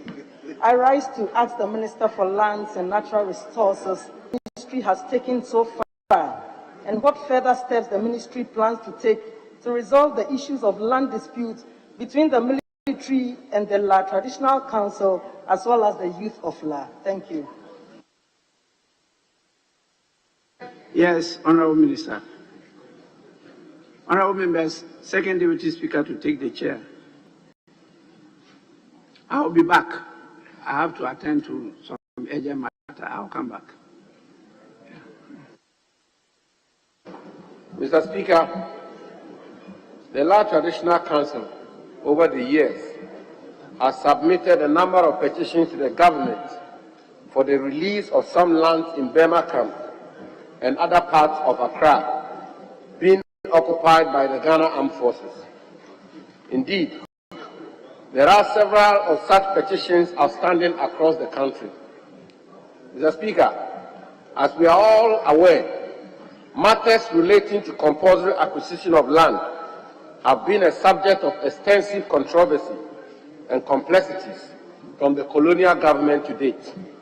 Mr. Speaker, I'm pleased to inform the House that upon my assumption of office as Minister responsible for lands and natural resources, I have met the various stakeholders and held several meetings with the Military High Command and the La Traditional Council, out of which I set up a committee chaired by Honourable Benito Owusu-Bio, Member of Parliament for Achuman-Wabiaja constituency and Deputy Minister Designate for Lands and Natural Resources, to deliberate on the matters in controversy and meet the parties to find a lasting solution to this matter. The committee is done with its work and is preparing its report for the consideration of government. Mr. Speaker, I should happily inform the House that even though this matter is yet to be resolved, namely the La Traditional Council and the Ghana Armed Forces have exhibited a high level of cooperation, constructiveness, and seem to be engaging in good faith. It is my expectation that the committee will submit its report by the end of this month, June 2021, and hopefully, out of which we should be able to resolve conclusively all the long-standing issues in controversy. Whatever decision government will eventually come to ought to be motivated by the law, the established facts, and should be capable of standing rigorous scrutiny. Thank you, Mr. Speaker. Yes, Honourable Member, any supplementary question? Thank you, Mr. Speaker. I want to find out from the Honourable Minister when the committee in question was set and what time frame the committee was given to come out with the report. Thank you. When the committee and the time frame for the committee to submit its report. Mr. Speaker, as I indicated, the committee is scheduled to present its report by the end of this month, June 2021. The committee was established about a month ago. Thank you. Further supplementary. Mr. Speaker, before I come to the supplementary, I think he hasn't answered the question I put to him. My question was when the committee was set and what time frame the committee was given to present its report. Exactly what he answered. He gave us the time it was set and when it will submit its report. That's what the minister just stated. Maybe you didn't hear him clearly. I can ask him to repeat. Yes, Minister. Mr. Speaker, as I indicated, the committee was set up a month ago, and the committee is scheduled to present its report end of this month. Thank you.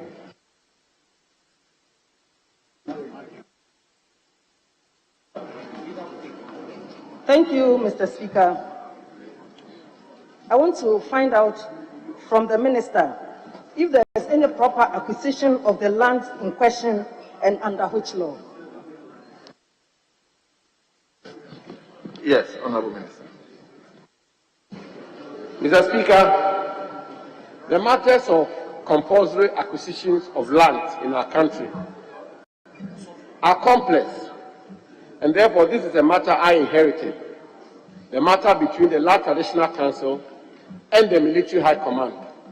I scheduled a series of meetings with the Military High Command and I came to the firm conclusion that it would be important for us to establish the law and the facts. The law being what the Honourable Member is talking about, the various acquisitions. So if we talk about a square meter of land which is in controversy, was it acquired or not? And if it was acquired, was compensation paid or not? So these are the matters, these are the terms of reference given to the committee. The committee are set up to establish. And you are right, the matters to do with the law are exactly one of the terms of reference of this committee. Thank you. Yes, Honourable Member, any supplementary question? I want to find out from the Minister, the Honourable Minister, what steps the Ministry is taking to prevent the occurrence of 15th April, where some youth of La and some media persons visited the land that they were supposed to have been given to them, and they were brutalized by men in military uniform. And I want to find out what the Minister or the Ministry is going to do to prevent such occurrences again, since the military are working on the said land where the people were beaten. We need and to pursue justice on the brutalities. Thank you. Yes, Honourable Minister. Mr. Speaker, if such an incident occurred, that is obviously regrettable. But that's a matter for the security agencies to deal with. For my purposes, I'm working with the ministry to ensure that the issues in controversy are resolved. And hopefully, if these issues are resolved, these kinds of confrontations will be averted. But I want to answer by concluding that this claim correct falls squarely within the four corners of the security service of our country. Thank you. Yes, honorable member for Okaikwe Central. Minister, I'd like to find out from your answer. Paragraph 2. Indeed, there are several of such petitions outstanding across the country. We want to find out from you whether this committee is looking into all the petitions before you to enable you to get one deal with holistically. Thank you. Minister, are you minded to answer the question? Mr. Speaker, I thank the honorable member for the question. Yes, he's right. There are several petitions on my desk as Minister responsible for lands relating to lands which have been compulsorily acquired and claims and petitions that these lands be reverted to their original owners. The Speaker, they cut across board from Ashanti to Eastern to Northern Ghana, Central, and all over the country.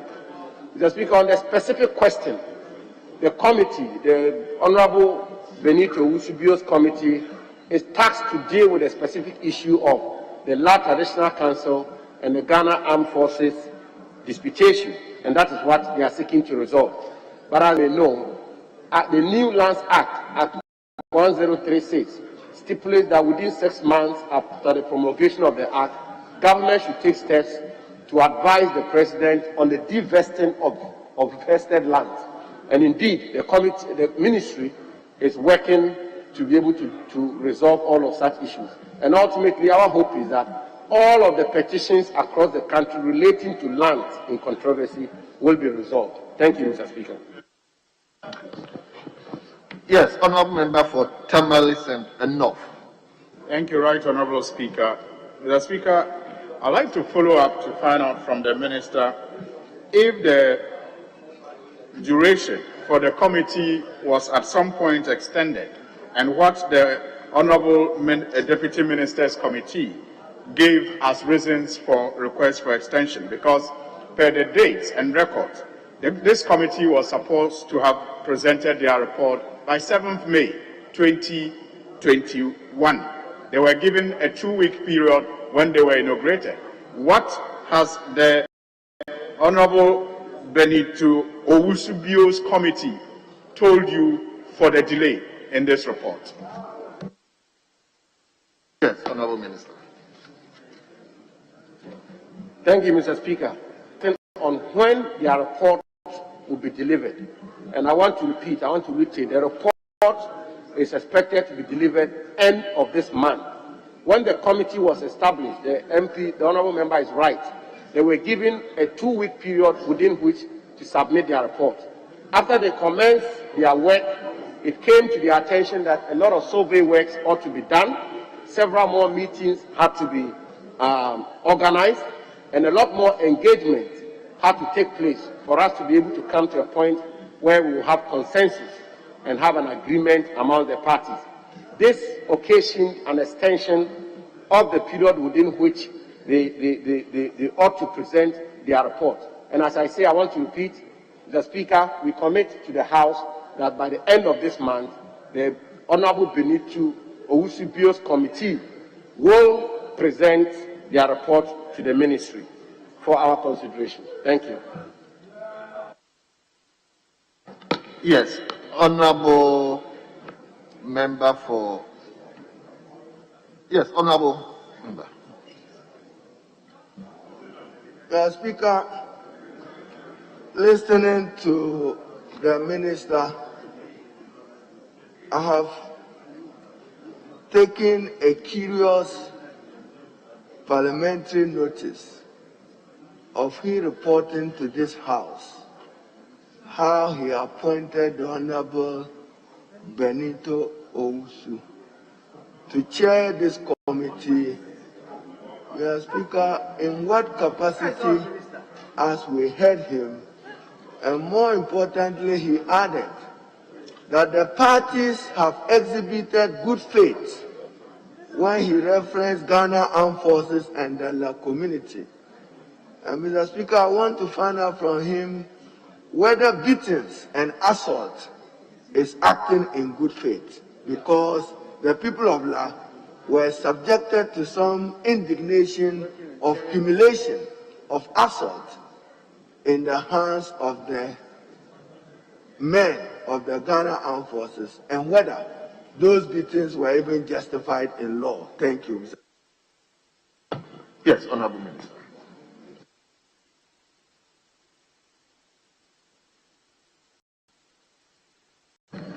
Mr. Speaker,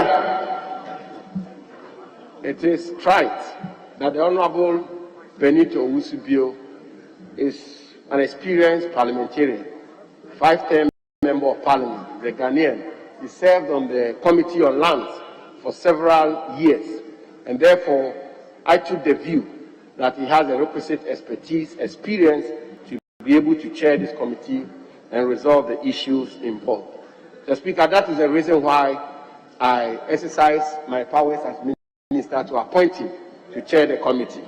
Mr. Speaker, on the second issue, I will answer by saying that my involvement in the Ghana Armed Forces Land Traditional Council disputes was post this alleged brutalities. I find them reprehensible, I find them regrettable, and I wish to encourage. But ultimately, if we are able to resolve the issues in controversy, my view is that it will bring a long-lasting solution to all the issues in controversy. Thank you, Mr. Speaker.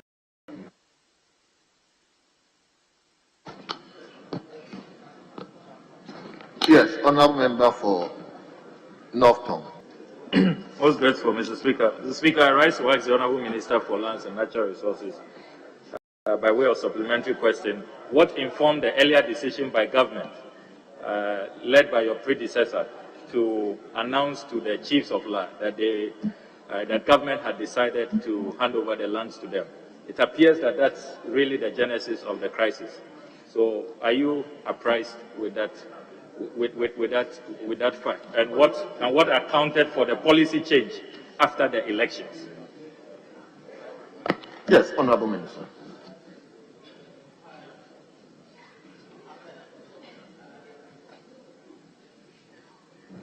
Mr. Speaker, the records I have perused does not support the conclusion or the assertion the government handed over the lands to the La Traditional Council.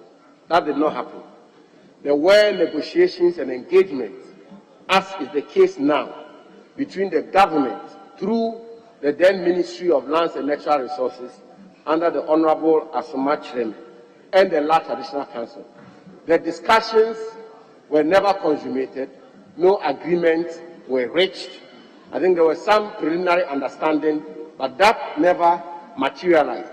And Mr. Speaker, let me conclude on that point by stating that, pursuant to the provisions of our Constitution, you cannot part with public lands without the express approval of the President.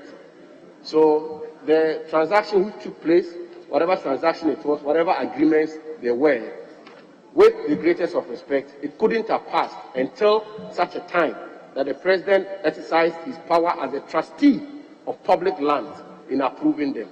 So there was no such situation. It came up when I had, and I explained to them that what I have seen, clearly, there was an effort, there was some negotiation, there was some engagement, but there was never conclusion. Thank you.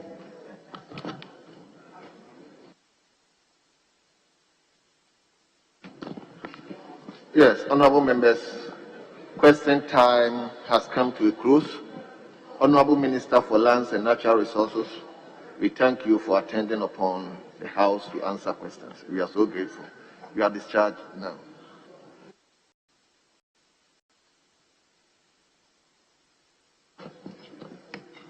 Yes, leadership. Speaker, I conferred with my colleagues on the other side, and we've agreed that we'll take item 10, notice of committee sitting, and take, Speaker, with your leave,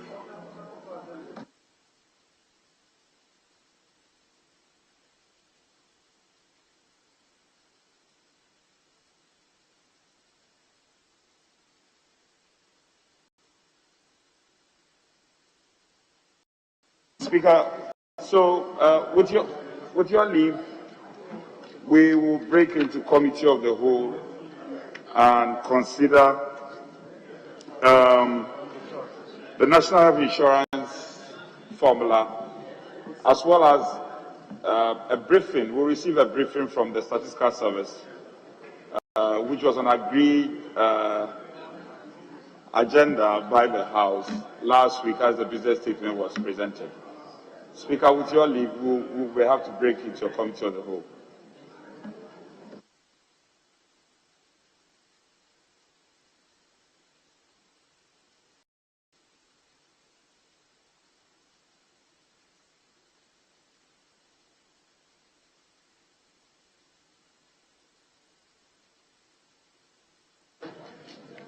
Yes, Honorable First Deputy Speaker. Thank you, Mr. Speaker. Mr. Speaker, there is an order paper addendum. On the order paper addendum, there's only one item: presentation of papers. The report. Sorry, okay, addendum 2. The addendum 1, I think, was a question which has been asked. Is the addendum 2, Mr. Speaker, which I'm referring to. There was only one item on the addendum 2, presentation of papers. And we seek your indulgence to present that paper. But also I wish to add, after the committee of the whole, we resume the 7th report of the appointments committee. It's been, yes, it's just after whatever they have done, they should come and distribute it. So they have started distributing what is available. I'm sure by the time we finish with the committee of whole, members would have had opportunity to go through them so that we can take that one, and then hopefully tomorrow we can take the 8th report.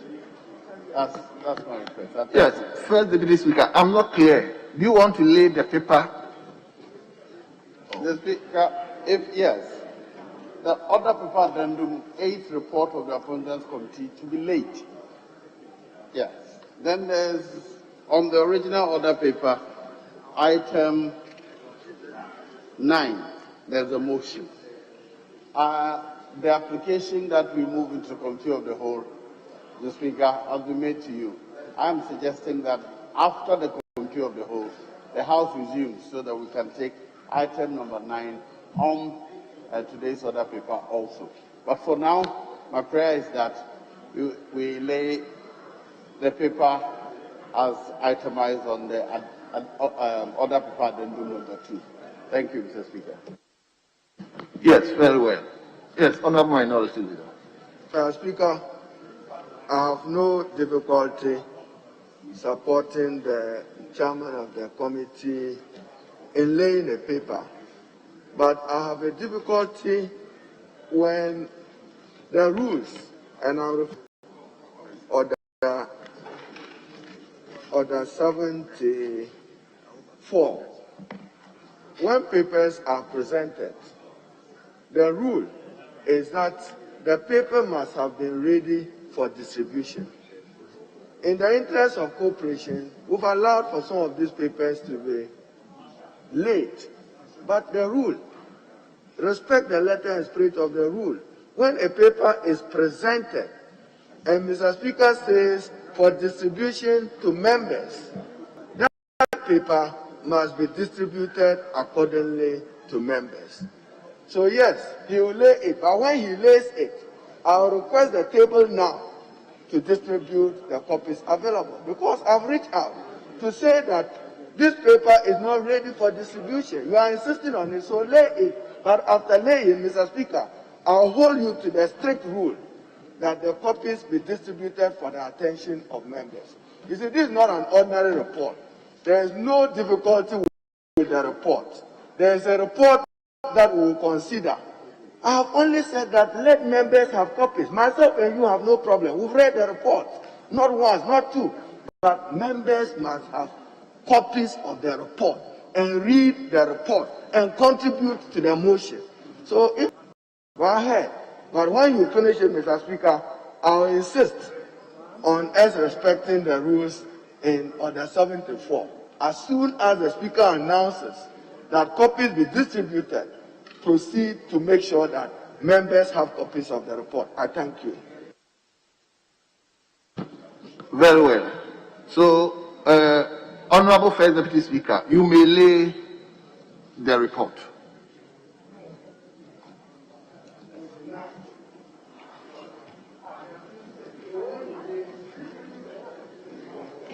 Eighth report of the Appointments Committee on His Excellency the President's nomination for Deputy Ministerial Appointments. Honorable members, the report has been laid. It is for distribution to honorable members.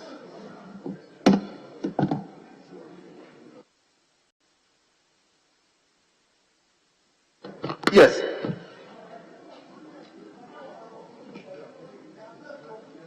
Speaker, I think there is an agreement, and as you directed earlier, we can now, with your leave, we can now break it to committee of the whole and consider the items as mentioned, as in the formula for the National Health Insurance, and then a briefing from the outfit of the Statistical Service.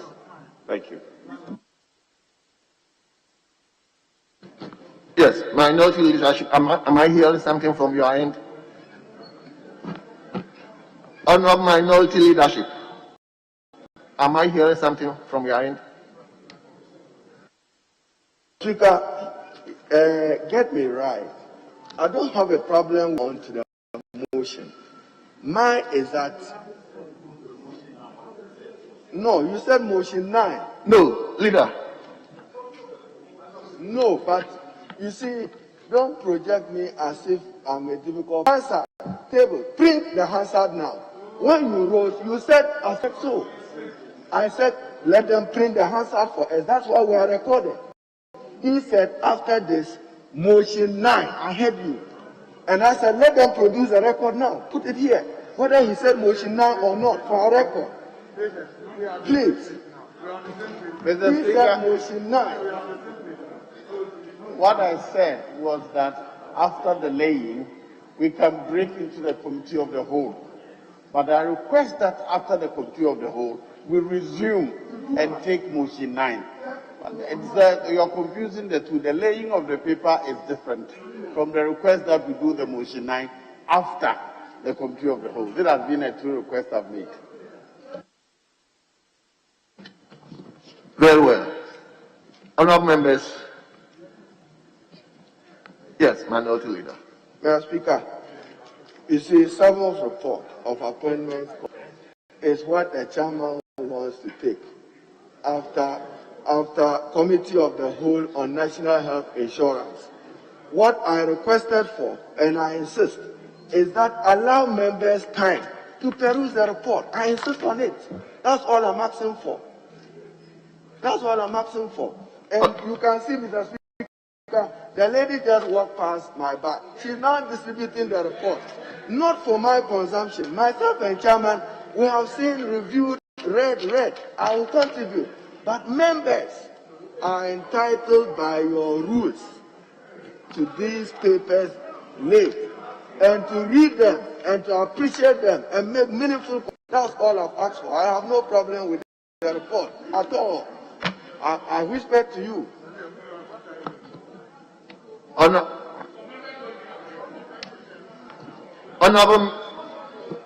Honorable minority leadership. Honorable minority leadership. Honorable minority leader. Please, you've taken notice of what you just said. Honorable members, the House is suspended. We are breaking to meet the Health Insurance Authority.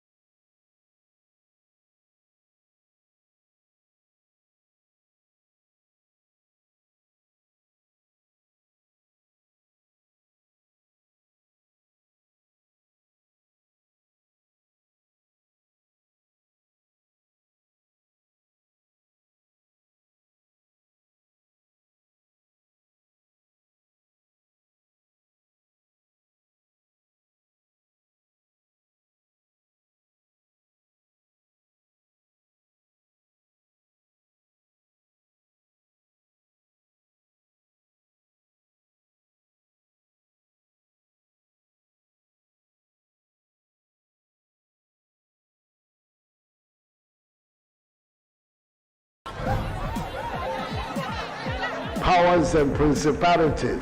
There's so much fire inside me.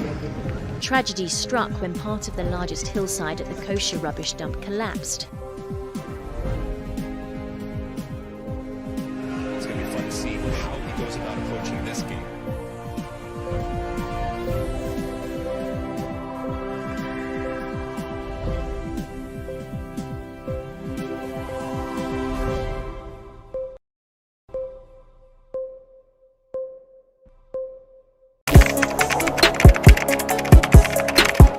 We table issues relating to the arts and entertainment for a riveting discussion, of course, without fear nor favor. The question the presenter asked them was a dumb question. You need to speak the part and move. Varied views. We agree to disagree. So I would disagree with everything you said. I think that he's a smart guy.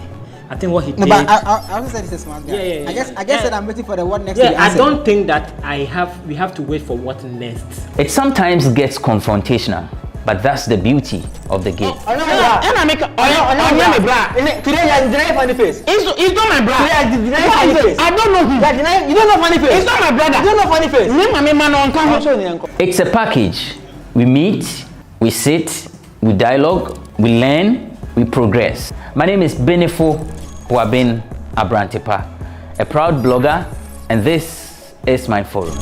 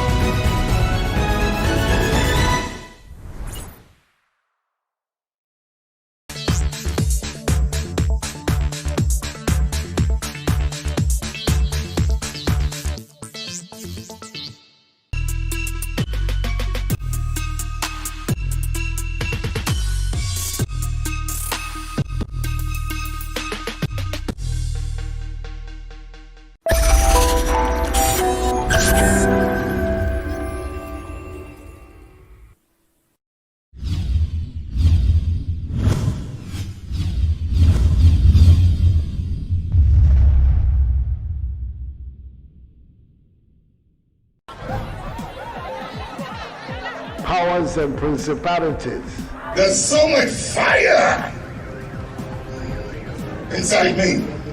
Tragedy struck when part of the largest hillside at the kosher rubbish dump collapsed. It's going to be fun to see how he goes about approaching this game.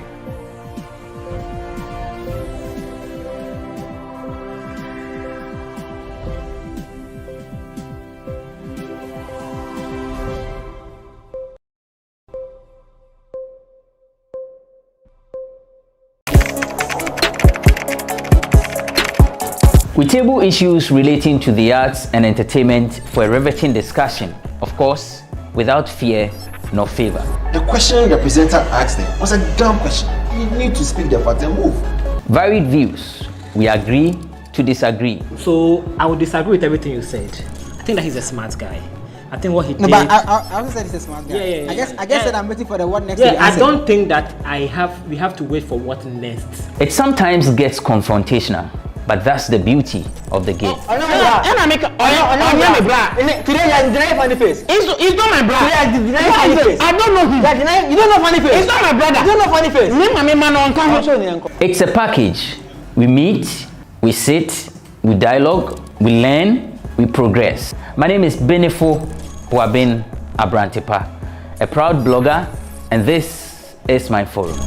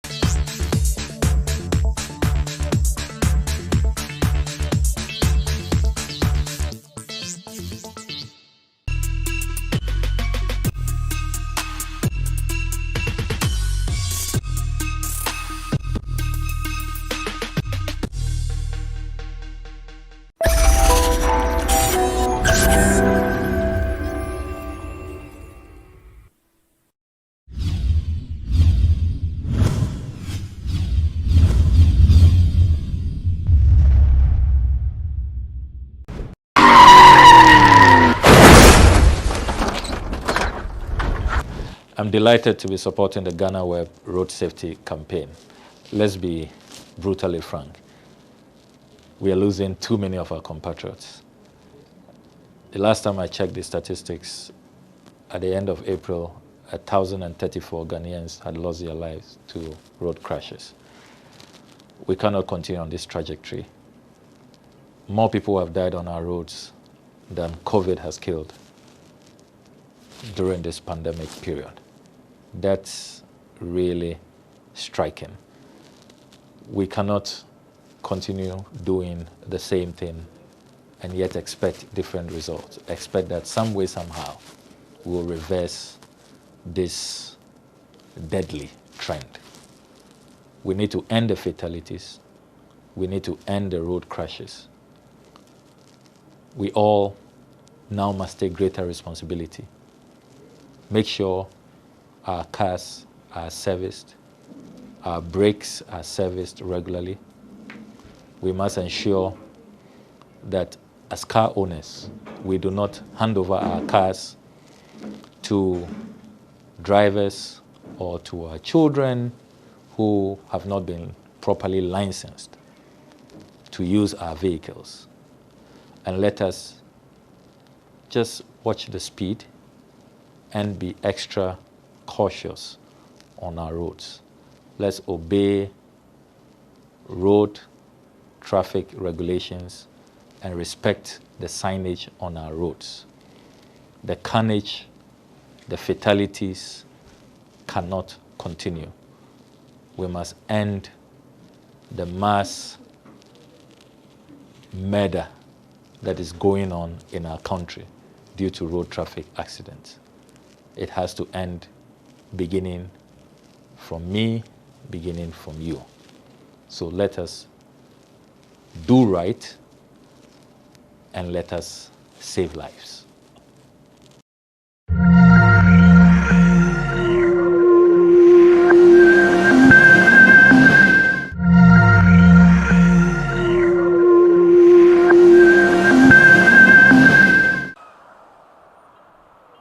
A father protects and sees to it that his children get the best of life.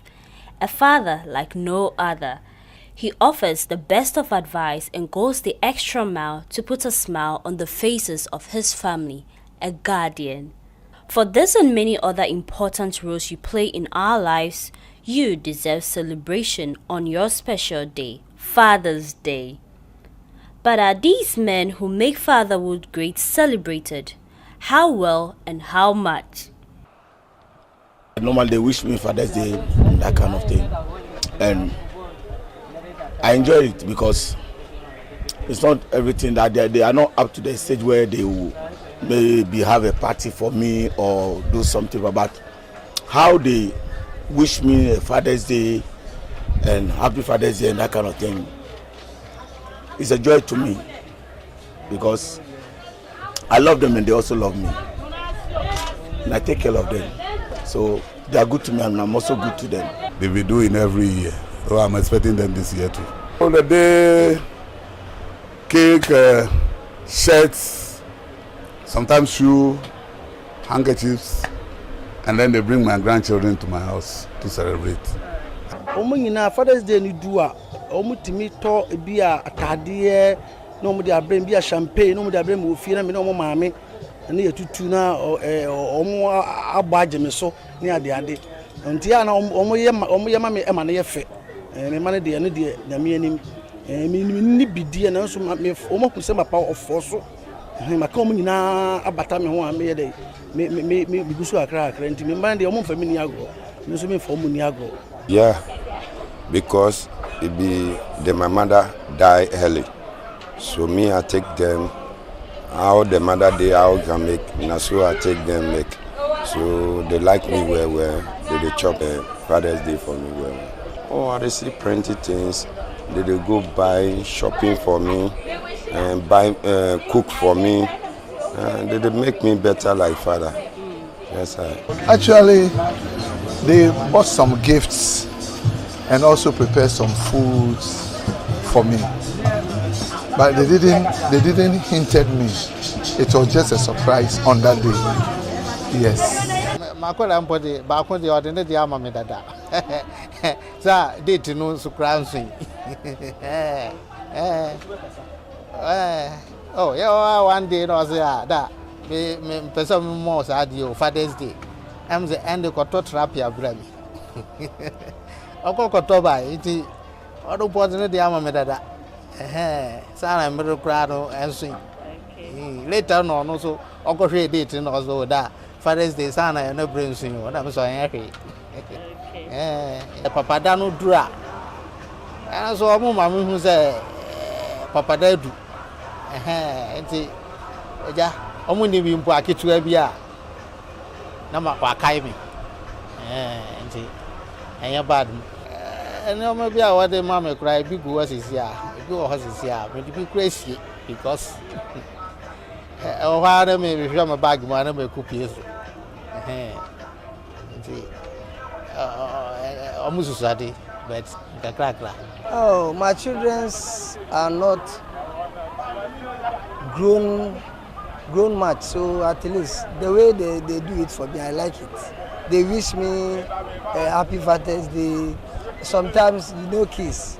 Some of them buy yogurts and those biscuits and things. I'm okay with it. As a father, you need to, celebrate me. You need me. I have to be happy so that I will be continuing paying the fees, continuing taking good care of them. So if they do so, I'll be happy. I'll be happy. But I don't know, maybe they don't have enough money to, do much for me. A little that they have, that they do it for me. So I'm okay with it. Whether it's just a gift card, a pair of socks, or a vacation trip, our fathers appreciate the little things we do to celebrate them. Are you called to all the amazing fathers who cross the deepest oceans to make life more comfortable for their children? Regardless, many have suggested that Father's Day is not as significant as Mother's Day. Maybe because of some exceptional sacrifices women make for their children. How do fathers feel about this suggestion? Sideline? Well, this is what some of them had to say. Children tend to love their mother naturally because of the care that their mothers have for them, the time that their mother have for them. So I found it that no, if anything, it should be 60-40 or 50-50. You see, I have to take care for my child. I have to be there for her when he or she is needing me. Do all things that I could do to win their heart.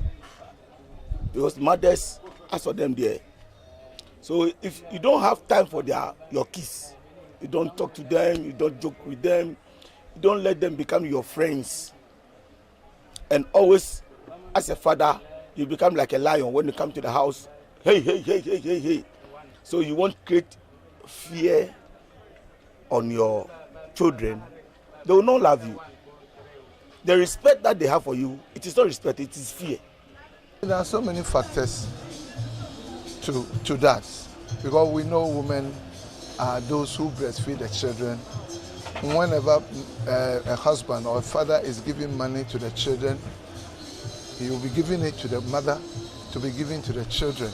So because of that, the children always know it's the mother who takes care of them. When it's school time for the parent to go to PTA to visit the children in school, normally it's the mother that goes because the father will not be around. So in the mind of the children, it's always like it's the father, it's the mothers that are everything. So that also contributes to the celebration of the Mother's Day more than putting premium on more than the Father's Day. We cannot compete with mothers. I know for sure that we fathers, we cannot compete with mothers. Babies lie in mother's womb for 9 months before they come out. They suck their breast for maybe 2 years. Their blood is in them. Whatever they tell them, that's what they hear. So we cannot compete with them. Me, for sure, I don't compete with my wife for Mother's Day or for my day. If mine come and they come and celebrate it for me, that's fine. So I give them that. For the women, I give them that privilege. If their mothers celebrate the Mother's Day, the enjoyment that the mother have, I don't have that kind of enjoyment. My own is a little bit down. So at least I'll take it like that. I'm okay with it. The uncle for the Mother's Day and saying Father's Day and say, oh, say about time at times and a man who are badaye be same man. Because baby or no more. So Papa Bemani Jack or no get me trying to mess in the book at Tom dear friend, some fair you at the shop of Frano. Minimum before you home, I sham of friend, but I'm not in the pack as here. In the times, no, but make I say 60% na yana a man as Bob was so sham of friend, you say, man. And only a dear a mother's day and 8 me yet, Snonko. What I say, a dear Bema Benya Butana Bafanakas, oh, yeah, but my Mamma Butcher, friend Banna Casa, a croc chrono. What I say, in Tiana Tembia, Mamma France, or Dawson could be a man. We acknowledge the role of fathers in the world over. To our dearest fathers, what makes you a super dad? So me, I look my picking for school wherever, because I know say my sweater will be my son. So I take care for my son. Although I can drink or I can make my life some styles, I know say my picking can next time he can come and look me. So I take care of them. So then too they know say, hey, my father. Me, I know the joke about my father. If you ride it the day around, they can tell you that. Yeah. I take good care of my children, pay their school fees, feed them all right.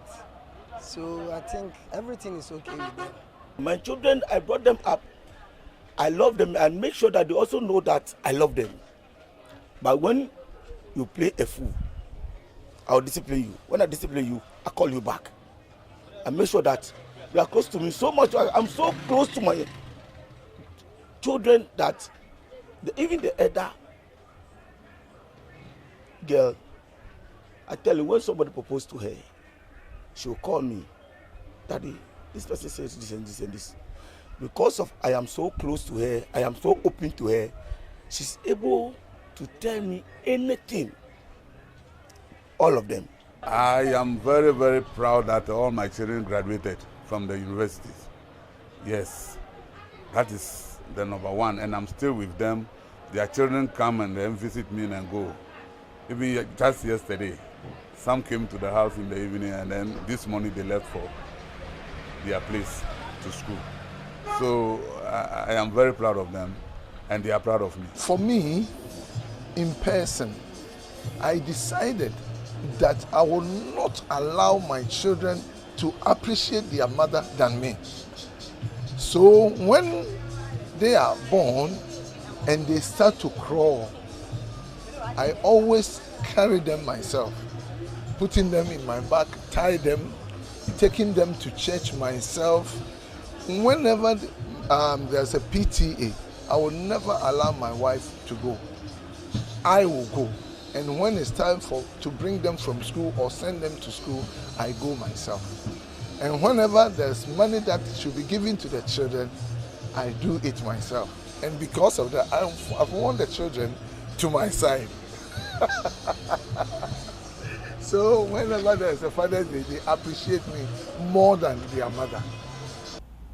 What are some of the fondest memories children have of their fathers? I'll first start with you. A lot of people say fathers are strict and all that. Was your father strict or is he strict? He was kind of strict, but now he's not. He's not. I love my father so much. I just like him. He's always there. He always encourages me, even when I'm at fault.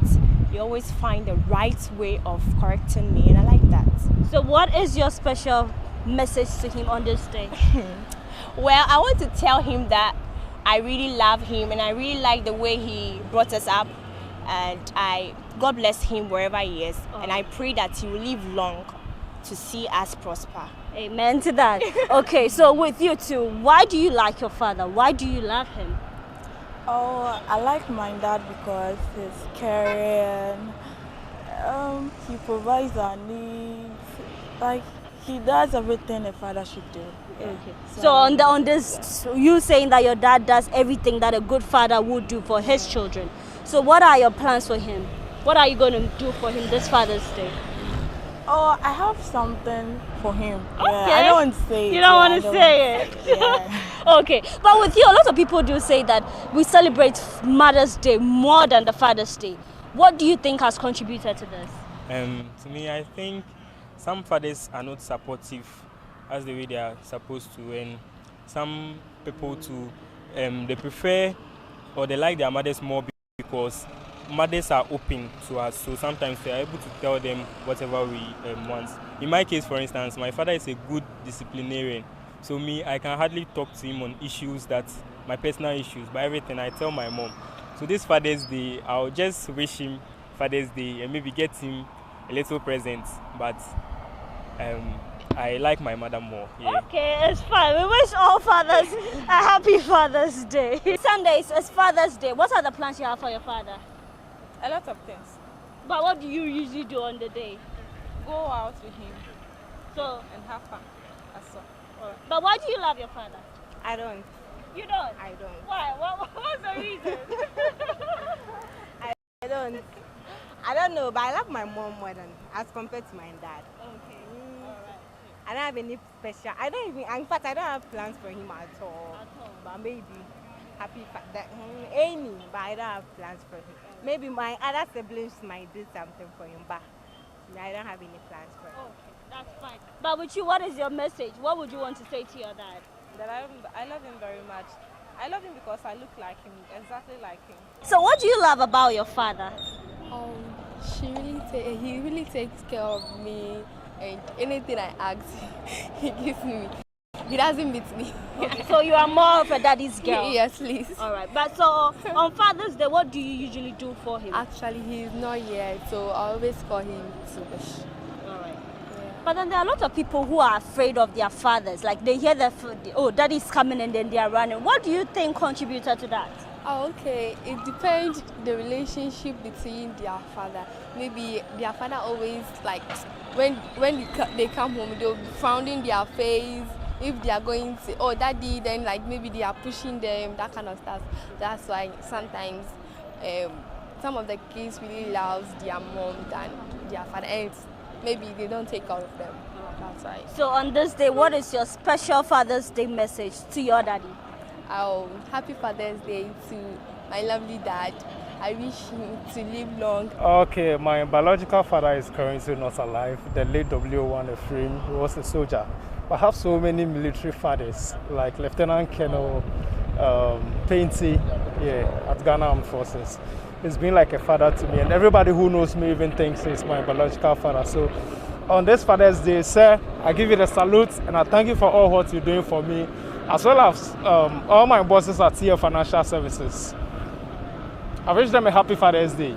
Well, my father is a very good man. He took very good care of me when I was a child, and that was very good. All right. Yeah. So on Father's Day, what do you do for me? Do you just call him, or you make it special for him to know that you love him?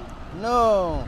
I also make him feel comfortable, like he really made me a good person in life. Okay. And I support me a lot, make him feel much proud of me on Father's Day. So what is your message to your dad? Oh, I really love him a lot, and I wish him long life, and I'm going to make him very proud of me. Oh, maybe be there, man, Papa.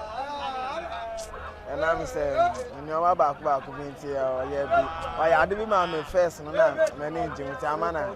See, I'm like the same man. Tell my man to be man. But I feel it. Maybe you're going to be a man. Mothers are undeniably amazing, but a father's role in the life of a child cannot be underrated.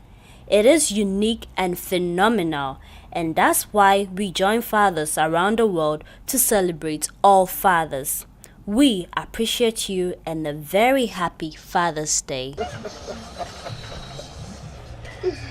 Paulina Deda Opoku, reporting for GhanaWeb.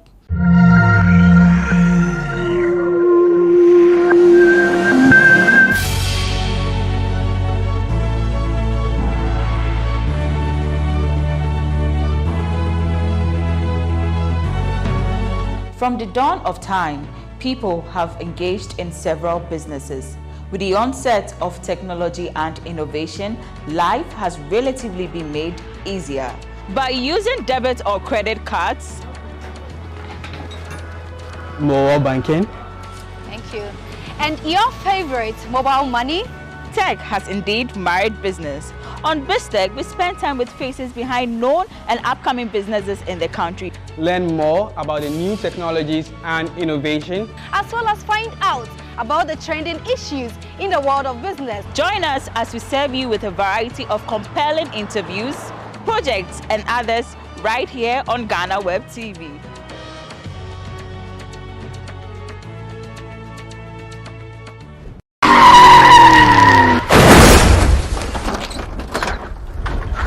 I'm delighted to be supporting the GhanaWeb Road Safety Campaign.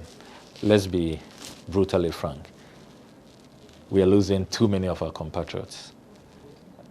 The last time I checked the statistics, at the end of April, 1,034 Ghanaians had lost their lives to road crashes. We cannot continue on this trajectory. More people have died on our roads than COVID has killed during this pandemic period. That's really striking. We cannot continue doing the same thing and yet expect different results. Expect that some way, somehow, we'll reverse this deadly trend. We need to end the road crashes. We all now must take greater responsibility. Make sure our cars are serviced, our brakes are serviced regularly. We must ensure that as car owners, we do not hand over our cars to drivers or to our children who have not been properly licensed to use our vehicles. And let us just watch the speed and be extra cautious on our roads. Let's obey road traffic regulations and respect the signage on our roads. The carnage, the fatalities cannot continue. We must end the mass murder that is going on in our country due to road traffic accidents. It has to end, beginning from me, beginning from you. So let us do right and let us save lives.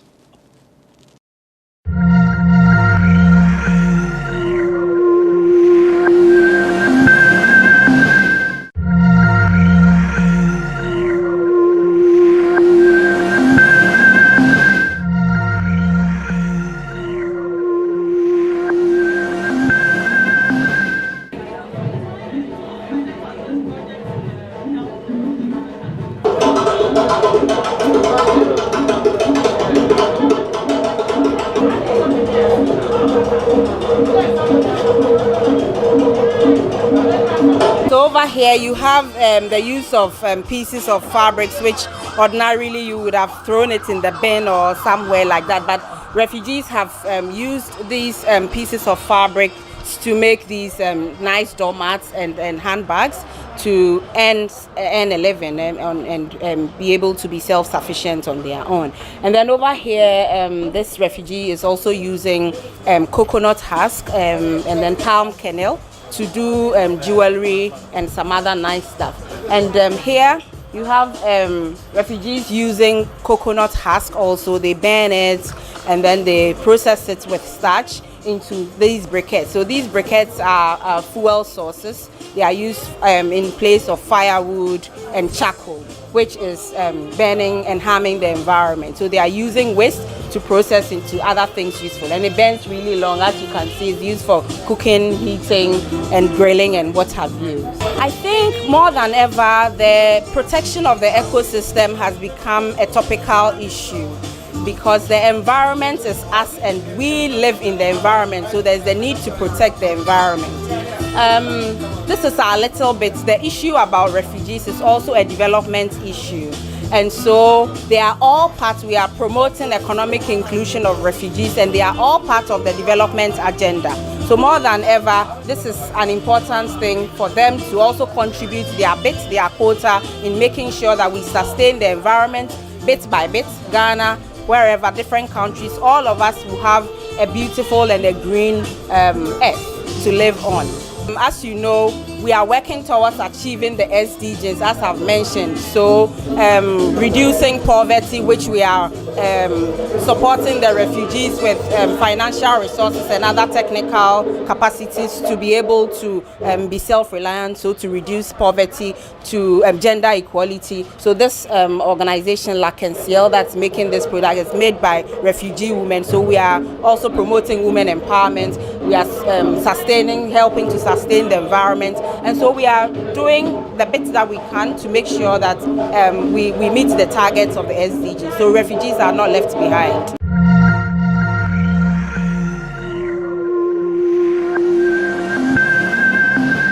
Refugees are people, as Paddy has so aptly put it. They are people like you and me. And I'm glad that we have this beautiful theme this year on Together We Can Achieve Anything. And the theme is about the power of inclusion, greater inclusion of refugees. We are shining a light on health, on education, and on sports this year, globally. And I'm glad to say that in Ghana, we are already a step ahead, as usual. Ghana is always a step ahead, because in the area of health and education, it is integrated in national systems, in national services. We don't have parallel structures. Refugees have access to the health insurance. Of course, we pay, and they pay for themselves, but at least they have that access just like the nationals. And we help to build, as Paddy has said, just to emphasize that the work we do is to expand the infrastructure. For example, the health centers in the camps, accommodation for health providers, to make sure that the host communities are able to absorb the new population that has come in their neighborhood in those facilities, not to create parallel structures. And that's where the world is going. So Ghana, kudos to you. You're ahead of the curve. But we have a lot of work to do in terms of expanding that. And that's why we are shining a light on health this year. On education, again, Ghana is ahead of the curve. Refugees have access to basic primary education and all the way up to senior high school.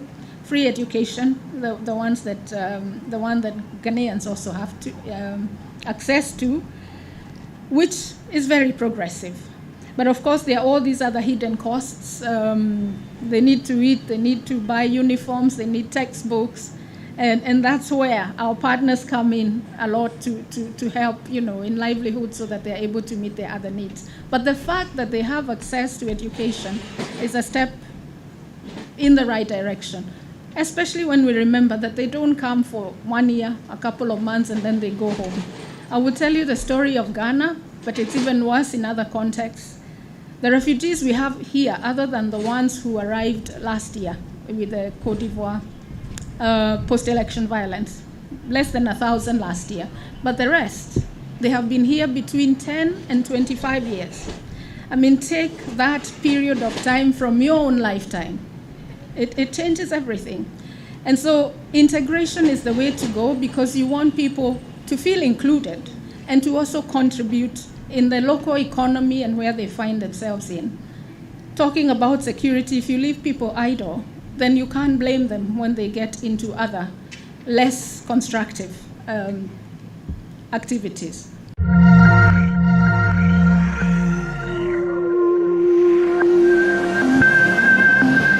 Refugees in the urban get support, yes, but they don't have a place where they come together, where they can, and we have so many youth amongst them, and like I said, small scholarships opportunities.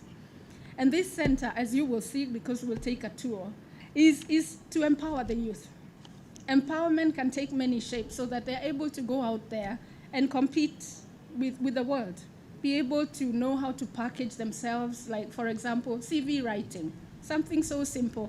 When I was their age, I would have longed for a place like this to come and be, mentored on how to package myself, how to sell my skills, how to look for jobs, a place where we can network, look for what's out there. Can they take in people for internships? Are there apprenticeships that are available? Are there employment opportunities? This is what this center is about, but we are also, in this era, we've been taught about digitalization. There is an ICT center here for them to learn skills and be able to do distant learning as well. And there's so much in the web that is constructive. And if they have access to that, it's a step in the right direction. We also have had an issue with the marketing of their products. Those before me talked about the refugees don't come empty-handed. They bring their skills, their talents with them. You will see the things that they make, but the problem we've had, even with those in the camps, is market. And we have started now here. We will be showcasing the things they make, and also online, so that we can make an order. And this promotes, it goes a long way. It goes a very long way, because together we can.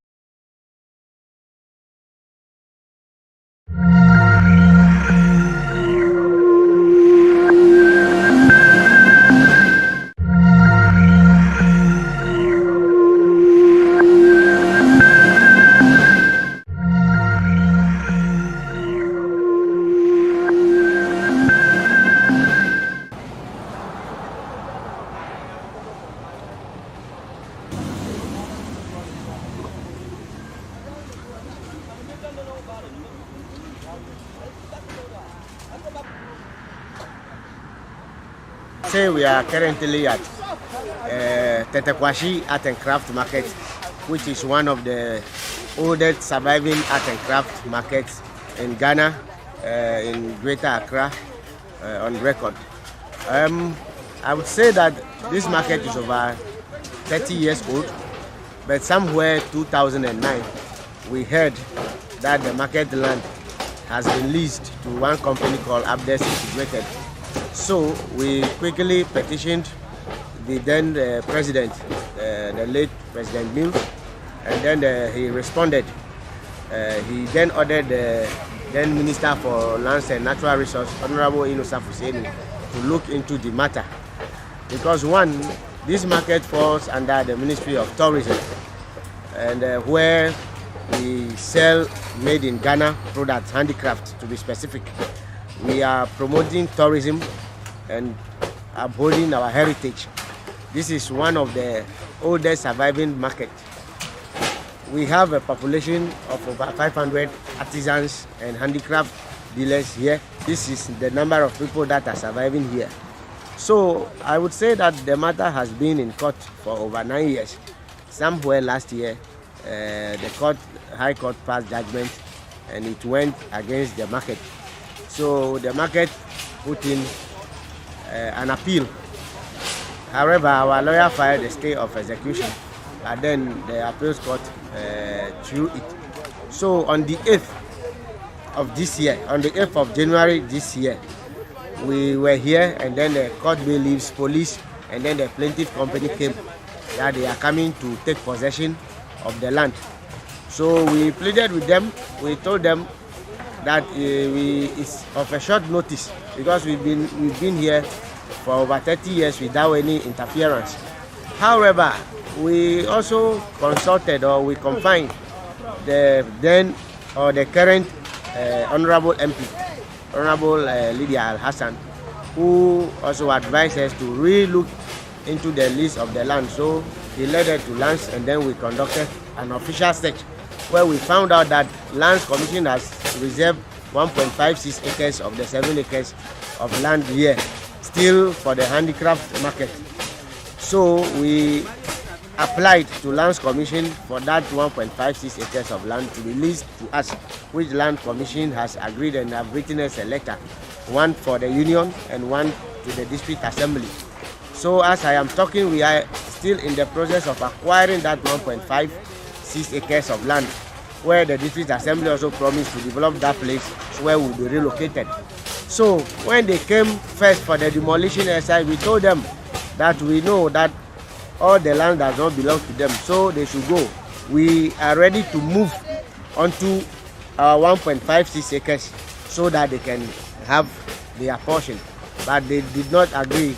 So they came back on the 8th with land guards, police, and then destroy our goods, destroy like 1/3 of the whole market, but then leaving about 1 acre of land. So we told them that we want to go to our 1.5, but they said already they have leveled that place and spent money, so we should remain where we are.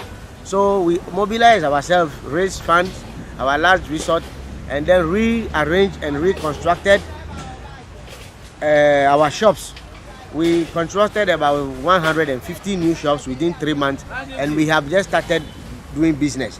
Then yesterday we were here, and then they came with police and then excavators and pulled down our newly built structures. My problem is they have been coming to the site since we started the new construction. They did not tell us to stop. They did not say go back to your land. They watch us, we finish everything and have just started business. This time they did not allow us even to take anything. They destroy all our goods. As we are here, we are stranded. We are calling on Ministry of Tourism because that is where we belong. I am presuming in the next 5 years, if government shouldn't take a look at the handicraft sector, we may be importing handicraft from Burkina Faso and other neighboring African countries to satisfy our tourist market. We are pleading with government to come to our aid because now, as I am talking to you, we are handicapped. We don't know how we are going to look after our children, our livelihood for the past 30 years. that we have created for ourselves have just been taken within a twinkle of an eye. If you know it cannot work, you should let us know so that we will know what to do. You understand? But you give us hope. The kids and the government and what all. They say this is what is happening, and this is the place that you people have given us for temporary, so that later we'll talk to the chief and then own the place. You understand me? Just understandingly, no information, nothing. I was here 3 days today. The next day I come, everything is scattered. And I don't know why. You understand me? So I also plead to the government to see us and know what you can do to us. Because now, some of us now, they don't know where to go.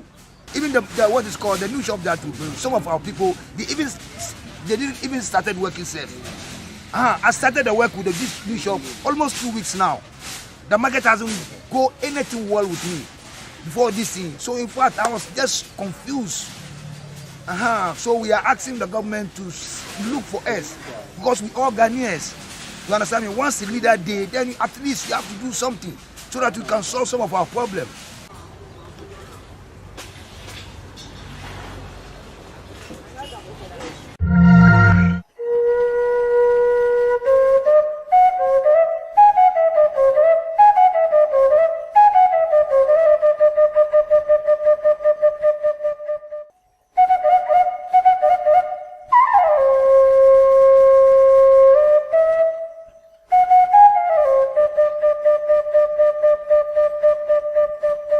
It is your property. Do not see it as government property. All of you assembled here are also the government because the PNDC is a government that is or should be run by the people. He was called the boom man, and indeed he boomed till the end. Ghana's first president of the Fourth Republic, Flight Lieutenant Jerry John Rawlings. For 20 years, he ruled the country from 1981 to 2001.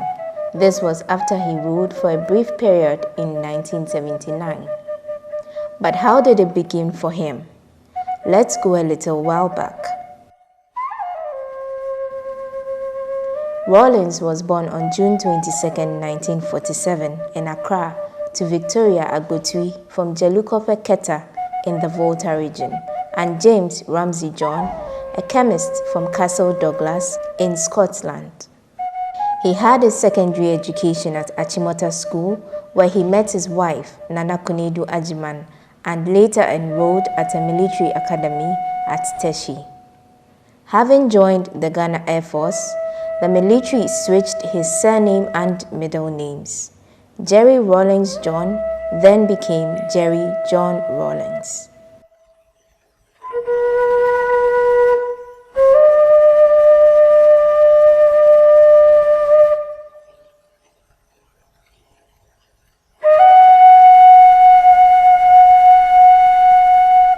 I've wanted to fly from the age of 6. Honest. I was standing next to my mother, in a compound house when the young men also in the house, asked me what I'd like to be when I grow up. And I said, I'd like to be a pilot. After his graduation in January 1969, he was commissioned as a pilot officer and rose to the rank of flight lieutenant in April 1978. Then his political ambitions came in.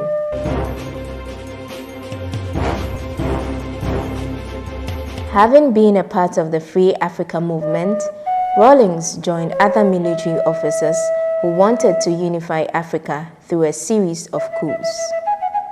His first attempt in 1979 against the government of General Fred Akufu was unsuccessful and left him with an arrest and subsequent death sentence. While awaiting his execution, Rawlings was sprung from custody on June 4, 1979 by a group of soldiers who advocated for new leadership over claims that the previous was corrupt and beyond redemption. He led the group in a coup to oust the Akufu government and Supreme Military Council. He became the chairman of the Armed Forces Revolutionary Council, the AFRC, And under that regime, there were mass killings of military officers and civilians.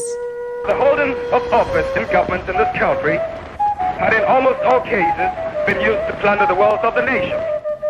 After this, he handed power over to Hilary Liman in 1979 and took over with another coup d'etat on December 31st, 1981. He established the Provisional National Defense Council, the PNDC military junta, in place of Liman's People's National Party. Economic policies under the PNDC led to some crises in 1983, leading to a subsequent structural adjustment and submission for election to retain power.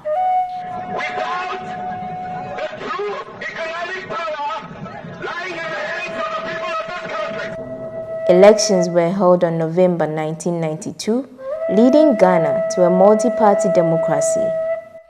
Rawlings's PNDC won amidst disputed results, and the PNDC was transformed into the National Democratic Congress, the NDC. Flight Lieutenant Jerry John Rawlings haven't been elected to the high office of President. He took office on January 7, 1993, the same day the new constitution came into effect, and the government became known as the Fourth Republic of Ghana.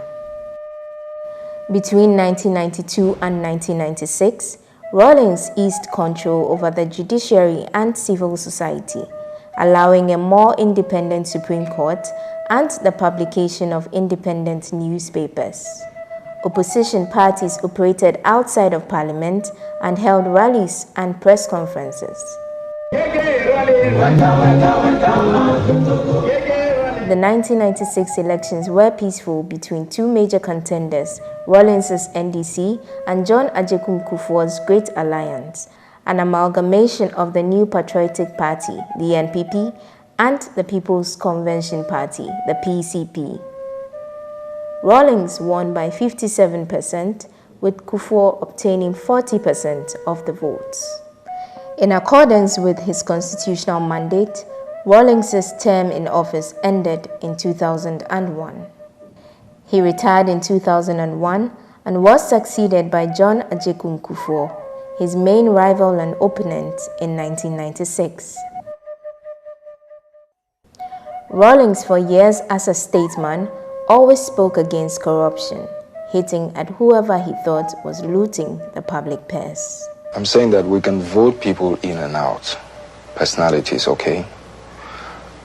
But my dear, what we need to do in this country is to establish a situation where even if it was the devil who should come and sit on top of us in Ghana, by virtue of certain procedures, certain practices, the devil cannot get away with doing whatever he wants. He would necessarily have to do what the people expect of him. His sense of humor, now that was inevitably striking about the former president.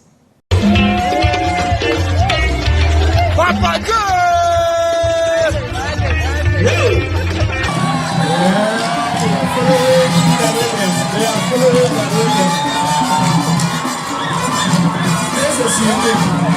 The various faculties, Your Excellencies, distinguished ladies and gentlemen. I think I prefer the lady. I prefer the lady.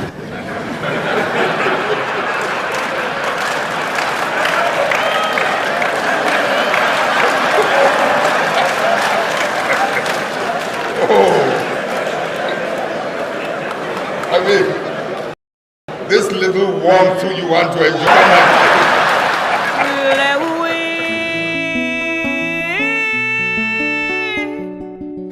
Rawlings died on November 12, 2020 at the Kolebu Teaching Hospital in Accra, a week after being admitted for an undisclosed ailment. His death came nearly 2 months after that of his mother, Victoria Agbotui, on 24th September 2020. He was succeeded by his wife, Konedu Agyeman Rawlings, 3 daughters, Zaneto Rawlings, Ya Santwa Rawlings, Amina Rawlings, and 1 son, Kimathi Rawlings. Fight to defend. Honor, your freedom. Honor, to enable Koni soldier to get used to the idea. Okay, that civilian also has the right, honor, to hold the weapon. Honor, first you have to inculcate the idea into his head. Honor, and it's not an easy thing to do.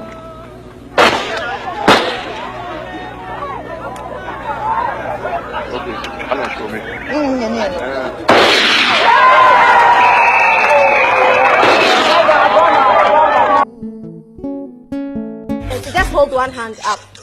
Okay, and do this. And one here. Okay. One here. Okay. Okay, then take it down.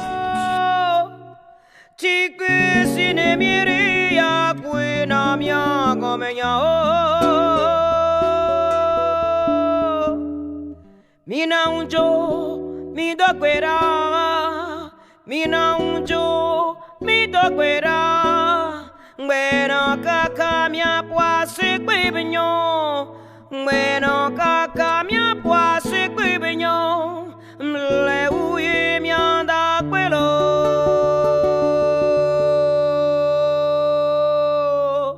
mle uye mianda kwelo.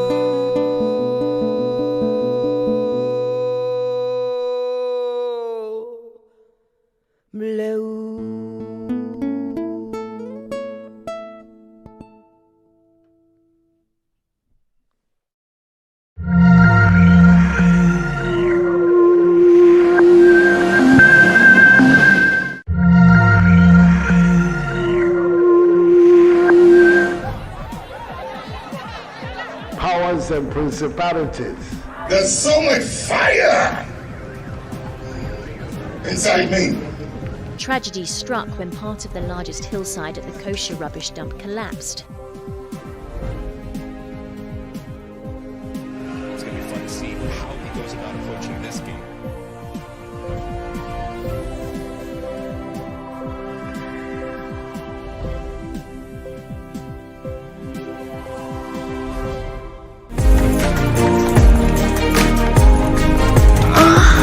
Having a big dick comes with a whole different skill set necessary to make that big dick work.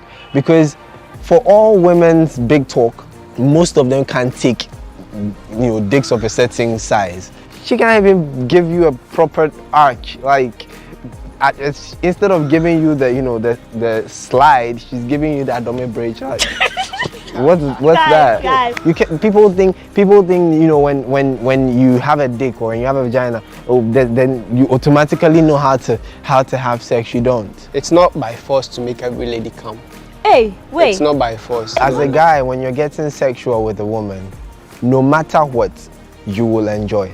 No matter what, your cum is almost always assured. At times you don't have to take off the panty to eat the pussy. You have to actually use your fingers to slide it, Slide left, slide right. I mean, there's nothing more painful than you do something sexual with someone, then later drama and everything on top, and then you even look back at the sex and it wasn't worth it. You do something with a guy, and the guy didn't make you come. He came under 2 minutes. He went to tell his friends, and this girl eat time, and I didn't know. What did you do? You deal with a girl, she's trying to give you head, and her teeth are all. Keep your teeth off my dick.